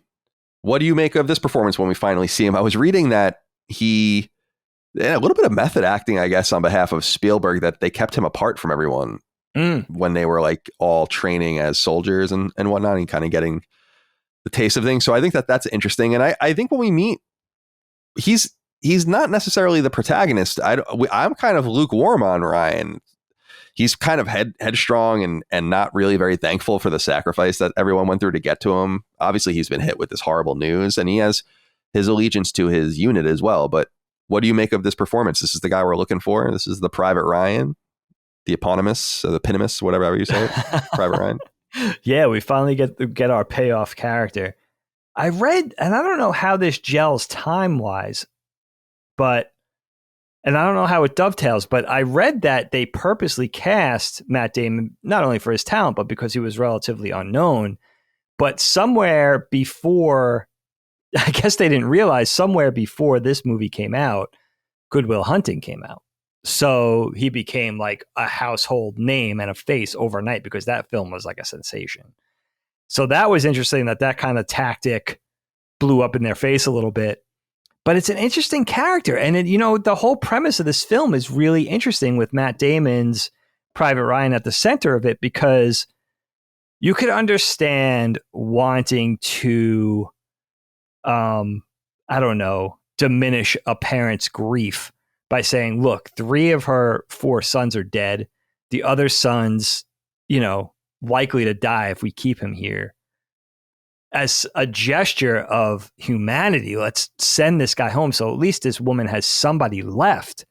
So I understand that gesture. It's very interesting. And it's something you wouldn't necessarily expect from the military. So it's already kind of more humanity than you're expecting in a situation like this, especially when you're dealing with a crisis like World War II, where it's like every man is needed. Every man is invaluable, right? In this war effort. Get him out of there. Sorry, I had to do it. Then you have this gesture, you have this character who takes exception to it. He's like, and you understand both perspectives. You understand his perspective of wanting to be in the fight, not wanting to abandon his own brothers, why does he deserve it over anybody else that's there, whether fighting at his side or fought to get to him. But then you take a little bit of exception for our heroes, this company of guys who made it through this chaos, right? This horrifying endeavor to rescue him. And then the way they kind of are able to fight shoulder to shoulder in this last campaign. And, Captain Miller's character is able to keep him alive. It's a very interesting premise, and a premise supposedly based on 1 or 2 things that actually happened over the course of time in the United States, which I think is really interesting. And I was wondering if that Abraham Lincoln letter was real, Kyle. Do you know about that?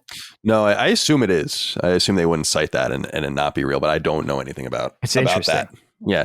It's cool that he would have, that's General Marshall, I think. It would be cool that he would have that the real letter like in a book. These guys, God, aren't they so cool? I'm sorry, like, aren't the OG American generals and like the military brass from that era so cool? So cool. They're so cool. We don't have anyone like that anymore.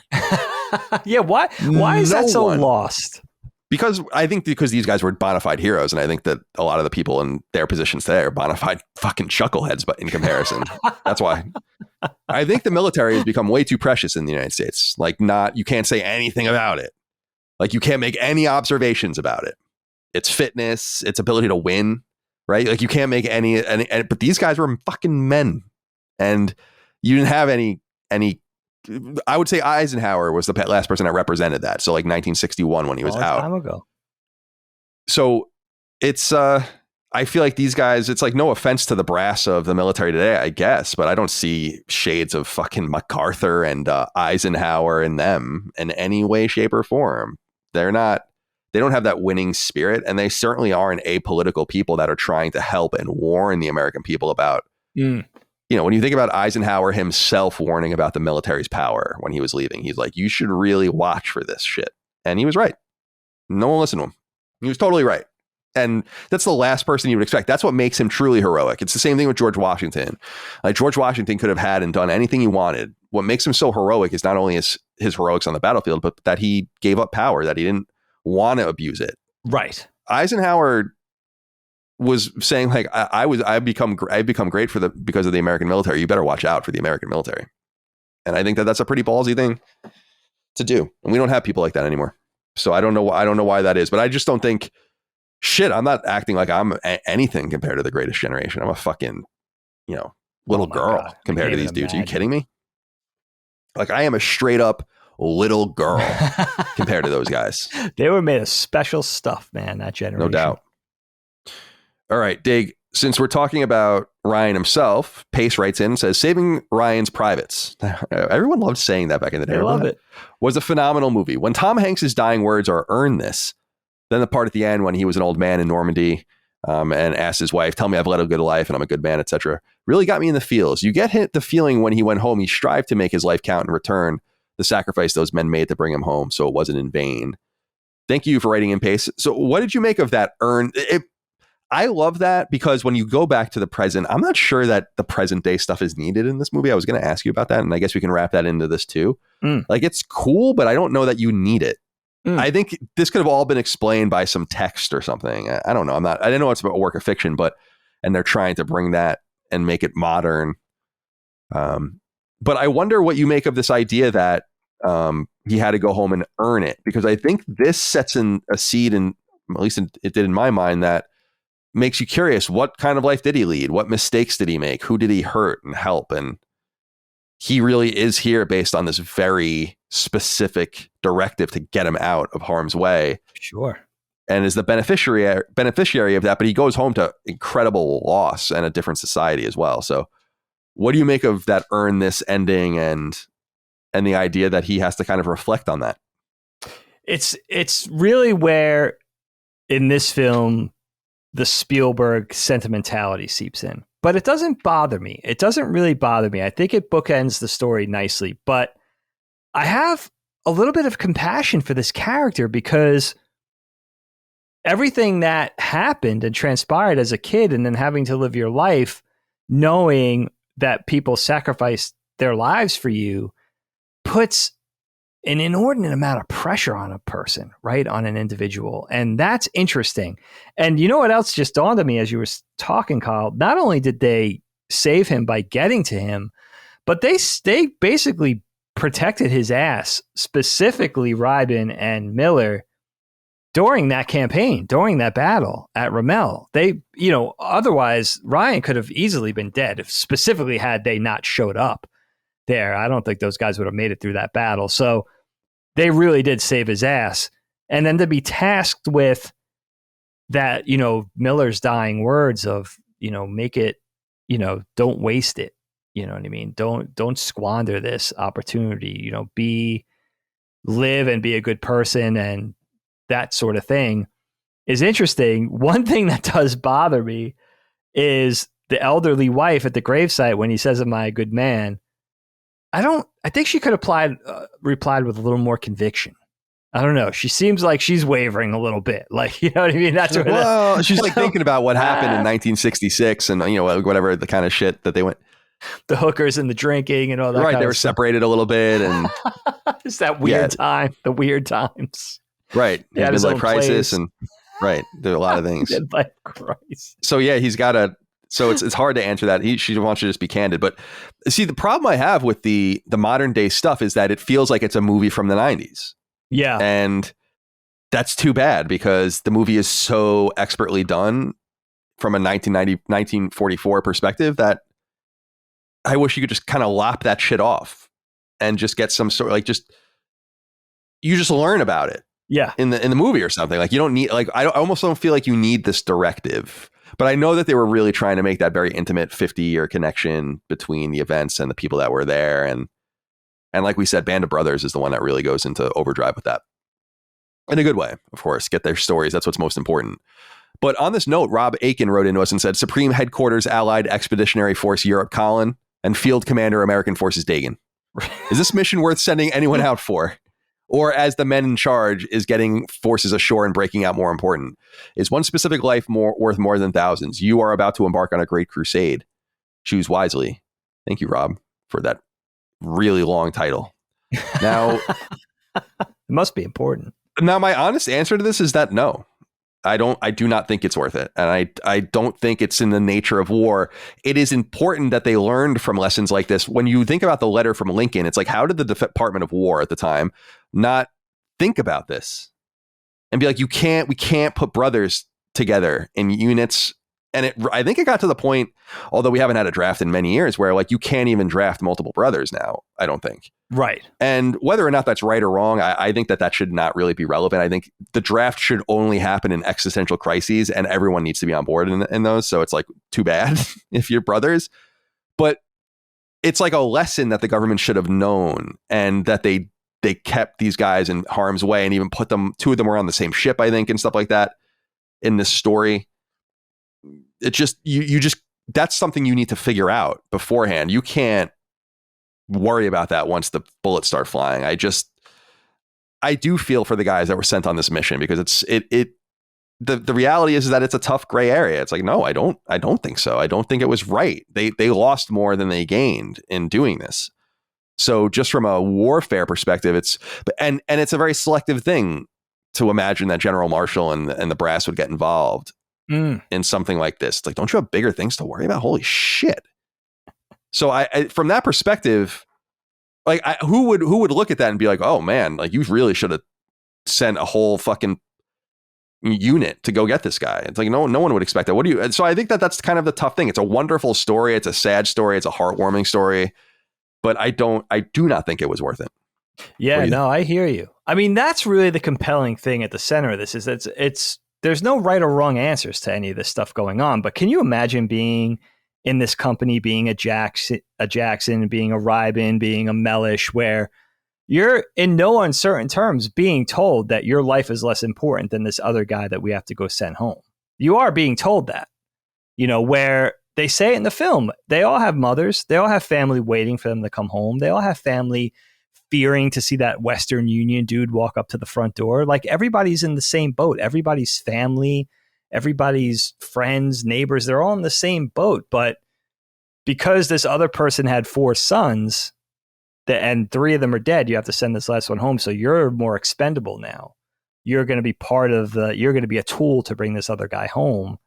Why didn't they just enact a thing back then where it's like, if somebody had 2 sons or if somebody had 4 sons, you send half, you draft half. I guess the war effort was such that you really, again, you needed every person. And also a lot of these people, I mean, a large percentage of these people, right, Kyle, like they wanted to go. They went of their own volition. It wasn't like they were drafted into the war effort. Everybody wanted to be a part of this thing because it was not to sound corny, but it was a battle of good versus evil. It was stopping this this unchecked force that was slowly taking over the planet, or at least they were trying to.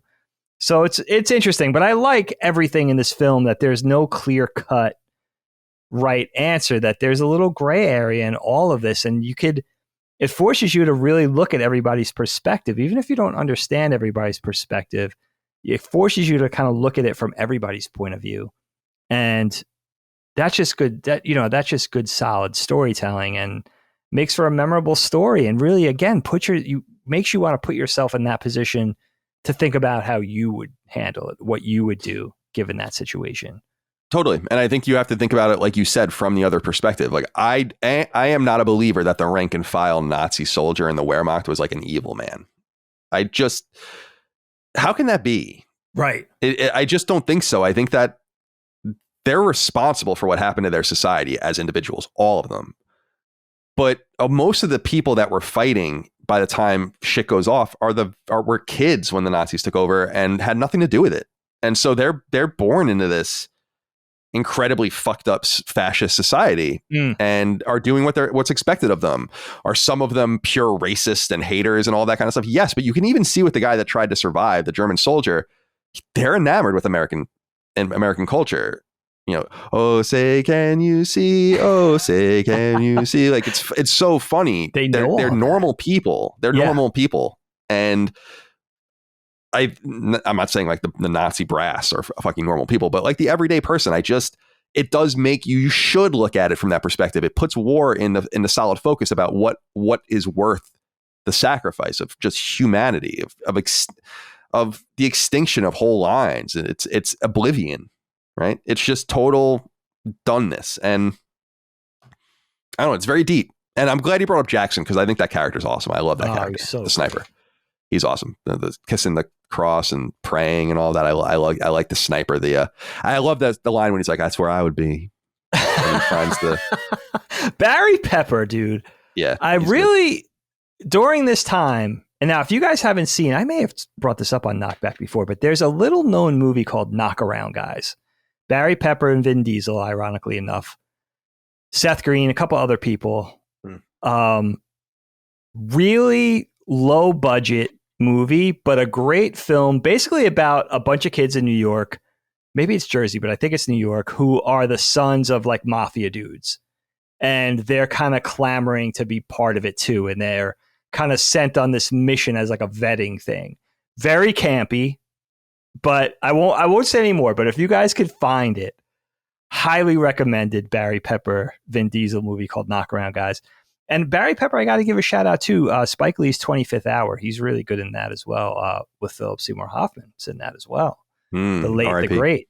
But yeah, this is a time where I thought like we would see Barry Pepper and everything. I just think he's so like, what happened to him? Where is he now? Like, what happened to this guy? I don't know. I didn't even look him up. I have no idea. I haven't seen him. Very distinct. Yeah. Though. Yeah. A lot of good character actors in this. Yeah, good actors. Like, and again, we said Ted Danson's role in this and his turn in this. So good in this. Sizemore. They're great. They're totally great. Not distracting at all. Not at all. All right, 2 exit questions I have before we go. All right. Nigel wrote in and said, "Hey, fellas, how did the dedication to historical accuracy in this film inform or pique your interest around the actual events of Operation Neptune? With the main story of the film loosely based on the historical event concerning the Nyland brothers, the attention to detail surrounding specific units and their arm patches, sound effects of vehicles and weapons, and even set detail accurate to location and time, I found myself digging into the history books to learn as much as I could." Yes, Operation Neptune is one of them. So that's the invasion of Normandy, or it didn't have to be Normandy, but the invasion of mainland Europe from England. Of course, the United States was already in Africa and pushing through Italy at this time. Okay. And that was like Patton and other people. God. And so it's interesting because there's so much about Operation Neptune that's interesting. And I was lucky enough, as people know, I studied American history in college. So I got to take classes on this stuff. And one of my favorite parts of Operation Neptune is all of the shit we did to fake them out about when and where we were going to land. And people should go read about that. There's entire fake units made, entire fake like tanks and planes and the inflatable ships. Tanks, right? Yeah, right. And So exactly. Cool. And there are fake units made with fake armbands or fake patches with fake, like for things them to find, fake radio chatter. And one of the things that they were trying to plant, the Nazis were really afraid of Patton because Patton was the only person that seemed to have. So there's a guy named Rommel on the other side. And he's like the great Nazi general and the Desert Fox. And he kind of gets outworked by Patton and others as they move through North Africa and then into Italy, Sicily, and all that. And so they were setting the seeds of this idea that Patton was going to be the one that invaded Europe. And they made an entire fake army for him. And they were putting it in an entire fake place where they weren't invading. And the Nazis were totally worried about this shit with Patton, and then they hit them somewhere else. So like, there's a lot to read, fascinating, not only about the operation itself, but just about all of the work that went into, if you look at a map of Great Britain and France, there's just a few obvious places you're going to go. You're obviously not going to go towards leave from Dover and go across at Calais or whatever that is, right? You're not going to, that's too obvious. You can't scale those things anyway. There's only a few places you can go, and they needed to get the element of surprise. And so they did the best they could. So are you interested? I know you well enough to know you love the history of all this stuff. Have you ever read about Operation Neptune and D-Day from a historical point of view? No, I don't know enough about it, but I agree. It's same thing for me. It gives that same sentiment where it's like, I would love to learn the real history behind it, because in many cases, it's more fascinating than you could ever fictionalize. So yeah, definitely watching something like this, same thing with Band of Brothers, any good war movie, even something like Braveheart or something about the revolution, like any Revolutionary War, like it just makes you want to get down and dirty with the facts and learn about the real people and the real places and the real campaigns. It's fascinating, dude. Yeah, it's good stuff. And they explored a little bit in this movie, but what I love so much is the analog nature of everything they had to do. It wasn't even, of course, it's pre-microprocessor by 30 years, but it's also pre-computer, really, by even with tubes, and they had radios and all this kind of stuff. But you could see them; they were making maps by hand. They're using compasses and all. It's incredible. The mathematics and the weather forecasting, the movement of troops, trying to use planes to spy, using internal spies, getting things out, updating the maps, getting everything out to everyone, making sure everyone's equipped, and the quartermastering and all the rest. It's crazy. They did this all by hand. They didn't have computers to help them, and they didn't have satellites in orbit. That's why I always say, what people are like, what if they launch these nukes at the United States? And this is what we were talking about the other day. It's like, I feel like we have a war apparatus like we have no idea. Oh, like that I'm exists. pretty sure that's the case. I don't know if it's going to be effective, but there's a lot of shit we do not know we're capable of at like the lower level that I'm pretty sure we're capable of, and they had nothing like that to rely upon. And I think it's so I think that's wonderful that they show that part of it and how important those people are too. They don't get a lot of the credit probably. I think there's probably a little bit of embarrassment. I know internally, I know a lot of people that are in the military because people my age went to Iraq and Afghanistan. So I know lots of people that were in the military. And one of the things you do here is there is a stigma to people that don't fight. There is a stigma attached to those that don't sacrifice and the way they kind of claim false valor and all of the rest, and how there's kind of a pecking order about how you talk about these things. And so there's a lot that goes into it that I'm totally ignorant of. And thankfully I got to avoid all of that. So, fascinating stuff to read about. The overarching invasion of Europe is called Overlord, and you can read about that. But the amphibious invasion was Neptune, and that was obviously at that time the only way you were really going to be able to do it. And we were trying to make a little pincer, get Germany's in the middle. They control all of mainland Europe, basically, with the exception of Spain. Right. And they're being pushed from the southeast and south, or southwest and south, I should say. And then from the northwest, they would be shoved from France, and the Soviets are pushing them, from the east to the west. They're getting crunched. And that's what ended up happening. It happened by the time we invaded. I mean, this is what's incredible is the Nazis fell in 10 months from that point. Wow. Was it really that quick? Yep. Yeah. I didn't know that. That's why a lot of people say we kind of, like Americans often do, come in at the end and claim credit. I mean, a lot of people do believe that. And I want to be clear that we didn't win World War II by ourselves. The Soviets definitely took the brunt of the damage in World War II in Europe, but they would not have won without us. There's just no way it would have happened. That we drew all of this attention to Western Europe that wouldn't have been there. If we just said, like, fuck it, we're dealing with the Japanese, you guys are on your own, then the Nazis would have been like, okay. And then they would have just sent everything to the Soviet Union, and it would have turned out totally differently. Good point.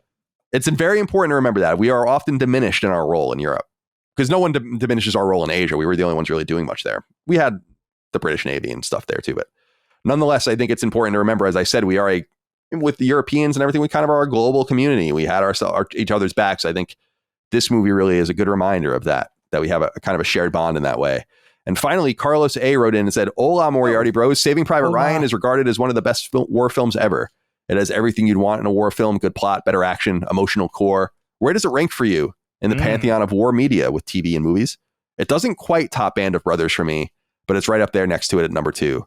I agree. I think Band of Brothers is the seminal work of military fiction in terms of media. Yeah.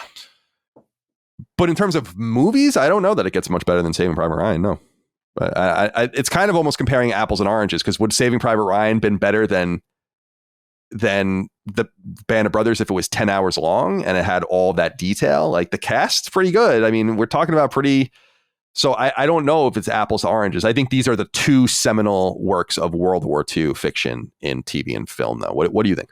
Yeah, I think you're absolutely right. I mean, I can't even imagine doing Band of Brothers on the scale of Private Ryan, right? Like the blood and the water on the lens, the handheld cameras, the unstoryboarded action sequences, just that sense of chaos, and the level of extras and effects and all that kind of stuff would be amazing. I go 1984 Red Dawn, and then I'll go Private Ryan right under that. I can't think of a better war movie than Red Dawn is, I mean, the seminal World War III movie, no doubt. Oh my God, no doubt. Don't even bother doing another one. No. Although the Red Dawn, the MGM remake of Red Dawn, where it was like the North Koreans, although it was supposed to be the Chinese originally, it's not bad. I gotta watch that. I watched it, like we always say, arms crossed, especially. It's like impossible, especially when we found out that they went and digitally edited all of the Chinese stuff out of it and made it North Korean so they wouldn't offend their new owners. I was like, fuck that. It doesn't even make any sense now. But I went in, and it doesn't make any sense. But I went in and it was like, well, it's not bad. It's not Red Dawn from 84, but it's not bad. No, it's not bad. I'm going to watch it tonight. Please do. Let us know what you think. Maybe we'll do one on that, and we won't do one on that. I'm not going to do that. Dig, is there anything else said on, that we've left unsaid, rather, about Saving Private Ryan? No, it was fun. I'm glad you guys held my feet to the fire, man. It was, at first, again, like I said, was kind of worried. kind of felt like I had to steel myself, but it was really nice to go back because it's been years. It's probably been a good decade since I've seen it. So it was nice to go back and appreciate it and get a fair share of my Tom Hanks, Woody, right? It's so funny you said that again. Yeah. Cause Micah just couldn't stop bringing that up. You can't. I mean, there's something, yeah. It's just for all his things, right? You even think like something more iconic, like possibly more iconic, like Forrest Gump. But you don't think of Forrest Gump. You think of Woody. You cowboy Woody, I agree. Man. Yeah. I agree. Yeah. And I think of COVID, like I say. That's right. He was number one. Yep. He really was. All right, my friend. Well, that's Saving Private Ryan. Let me think here. I rented it on Amazon, but I saw that it was on Paramount Plus. Oh, is it really? Or whatever they call that. Yeah, I got it on Amazon too. Yeah, I'm not getting Paramount Plus. That's not happening. That's the only one I don't have. That's a fucking bridge too far for me. I just canceled HBO, actually. So did you cancel? It's like, I don't need it right now. It really is a waste of money. You can just reactivate it whenever you want. And then just start it again. So I have Netflix because of tradition, like I say. And then I have Amazon Prime because I have Amazon Prime and I just use it. So you just get that for free. And then I think that's it. And then I have like Spotify and YouTube Premium. Okay. And I just watch YouTube. All right. So no Apple, no Hulu. No, I had Apple for a little while because I watched the first season. It was cool, that show, For All Mankind. I did like that show. Oh, I didn't see that. I haven't seen about the it's like an alternate history space race thing where the Soviets win the space race. Oh, you told me about this. So I had it for that, but I don't know. There's just too many. It's too many distractions. I play video games. That's most of what I do. So I understand. But yeah, we'll get into another TV show soon, though, and other movies as well on the show here on KnockBack. Dave, let's end this episode as we always do with a dad joke. All right, I got one for you guys from our friend James Ketchum via Twitter DM. Kyle, do you know why you shouldn't fart in the Apple Store? No. Because they don't have windows. Windows. That's pretty good. When I hear James Ketchum, because I know that name from our audience, it's like catch 'em all. Yeah. Gotta catch 'em all. Gotta catch 'em all. Pokemon. Maybe he's a I think James Ketchum should be a Pokemon fan. I'm not sure if he is. I assume so. Knowing this audience. All right, my friend. Well, Dave, thank you for your time. Appreciate you. Thank you. It was fun. Yeah, it was fun. Saving Private Ryan, always a joy. Thank you for voting for that. Remember, you can support us on Patreon, patreon.com/laststandmedia to vote on topic ideas. Also, you get every episode of the show ad-free a week early, so that's fun. Submit your questions, comments, concerns, thoughts, and ideas to the show, and so on and so forth. We'll see you next time for more. Until then, goodbye. KnockBack, a retro and nostalgia podcast, is a product and trademark of Last Stand Media and Collins Last Stand LLC, and is recorded from Central Virginia and the Philadelphia suburbs, USA. The show was conceived by and is produced by me, Colin Moriarty. My co-host is Dagan Moriarty. KnockBack's executive producer is Dustin Furman, and the show is edited by associate producer Ben Smith. As you know, all of Last Stand Media's shows, including KnockBack, are fan-funded on Patreon at patreon.com/laststandmedia. The following names are at the producer support level or higher on Patreon, and we're grateful for your kindness and generosity.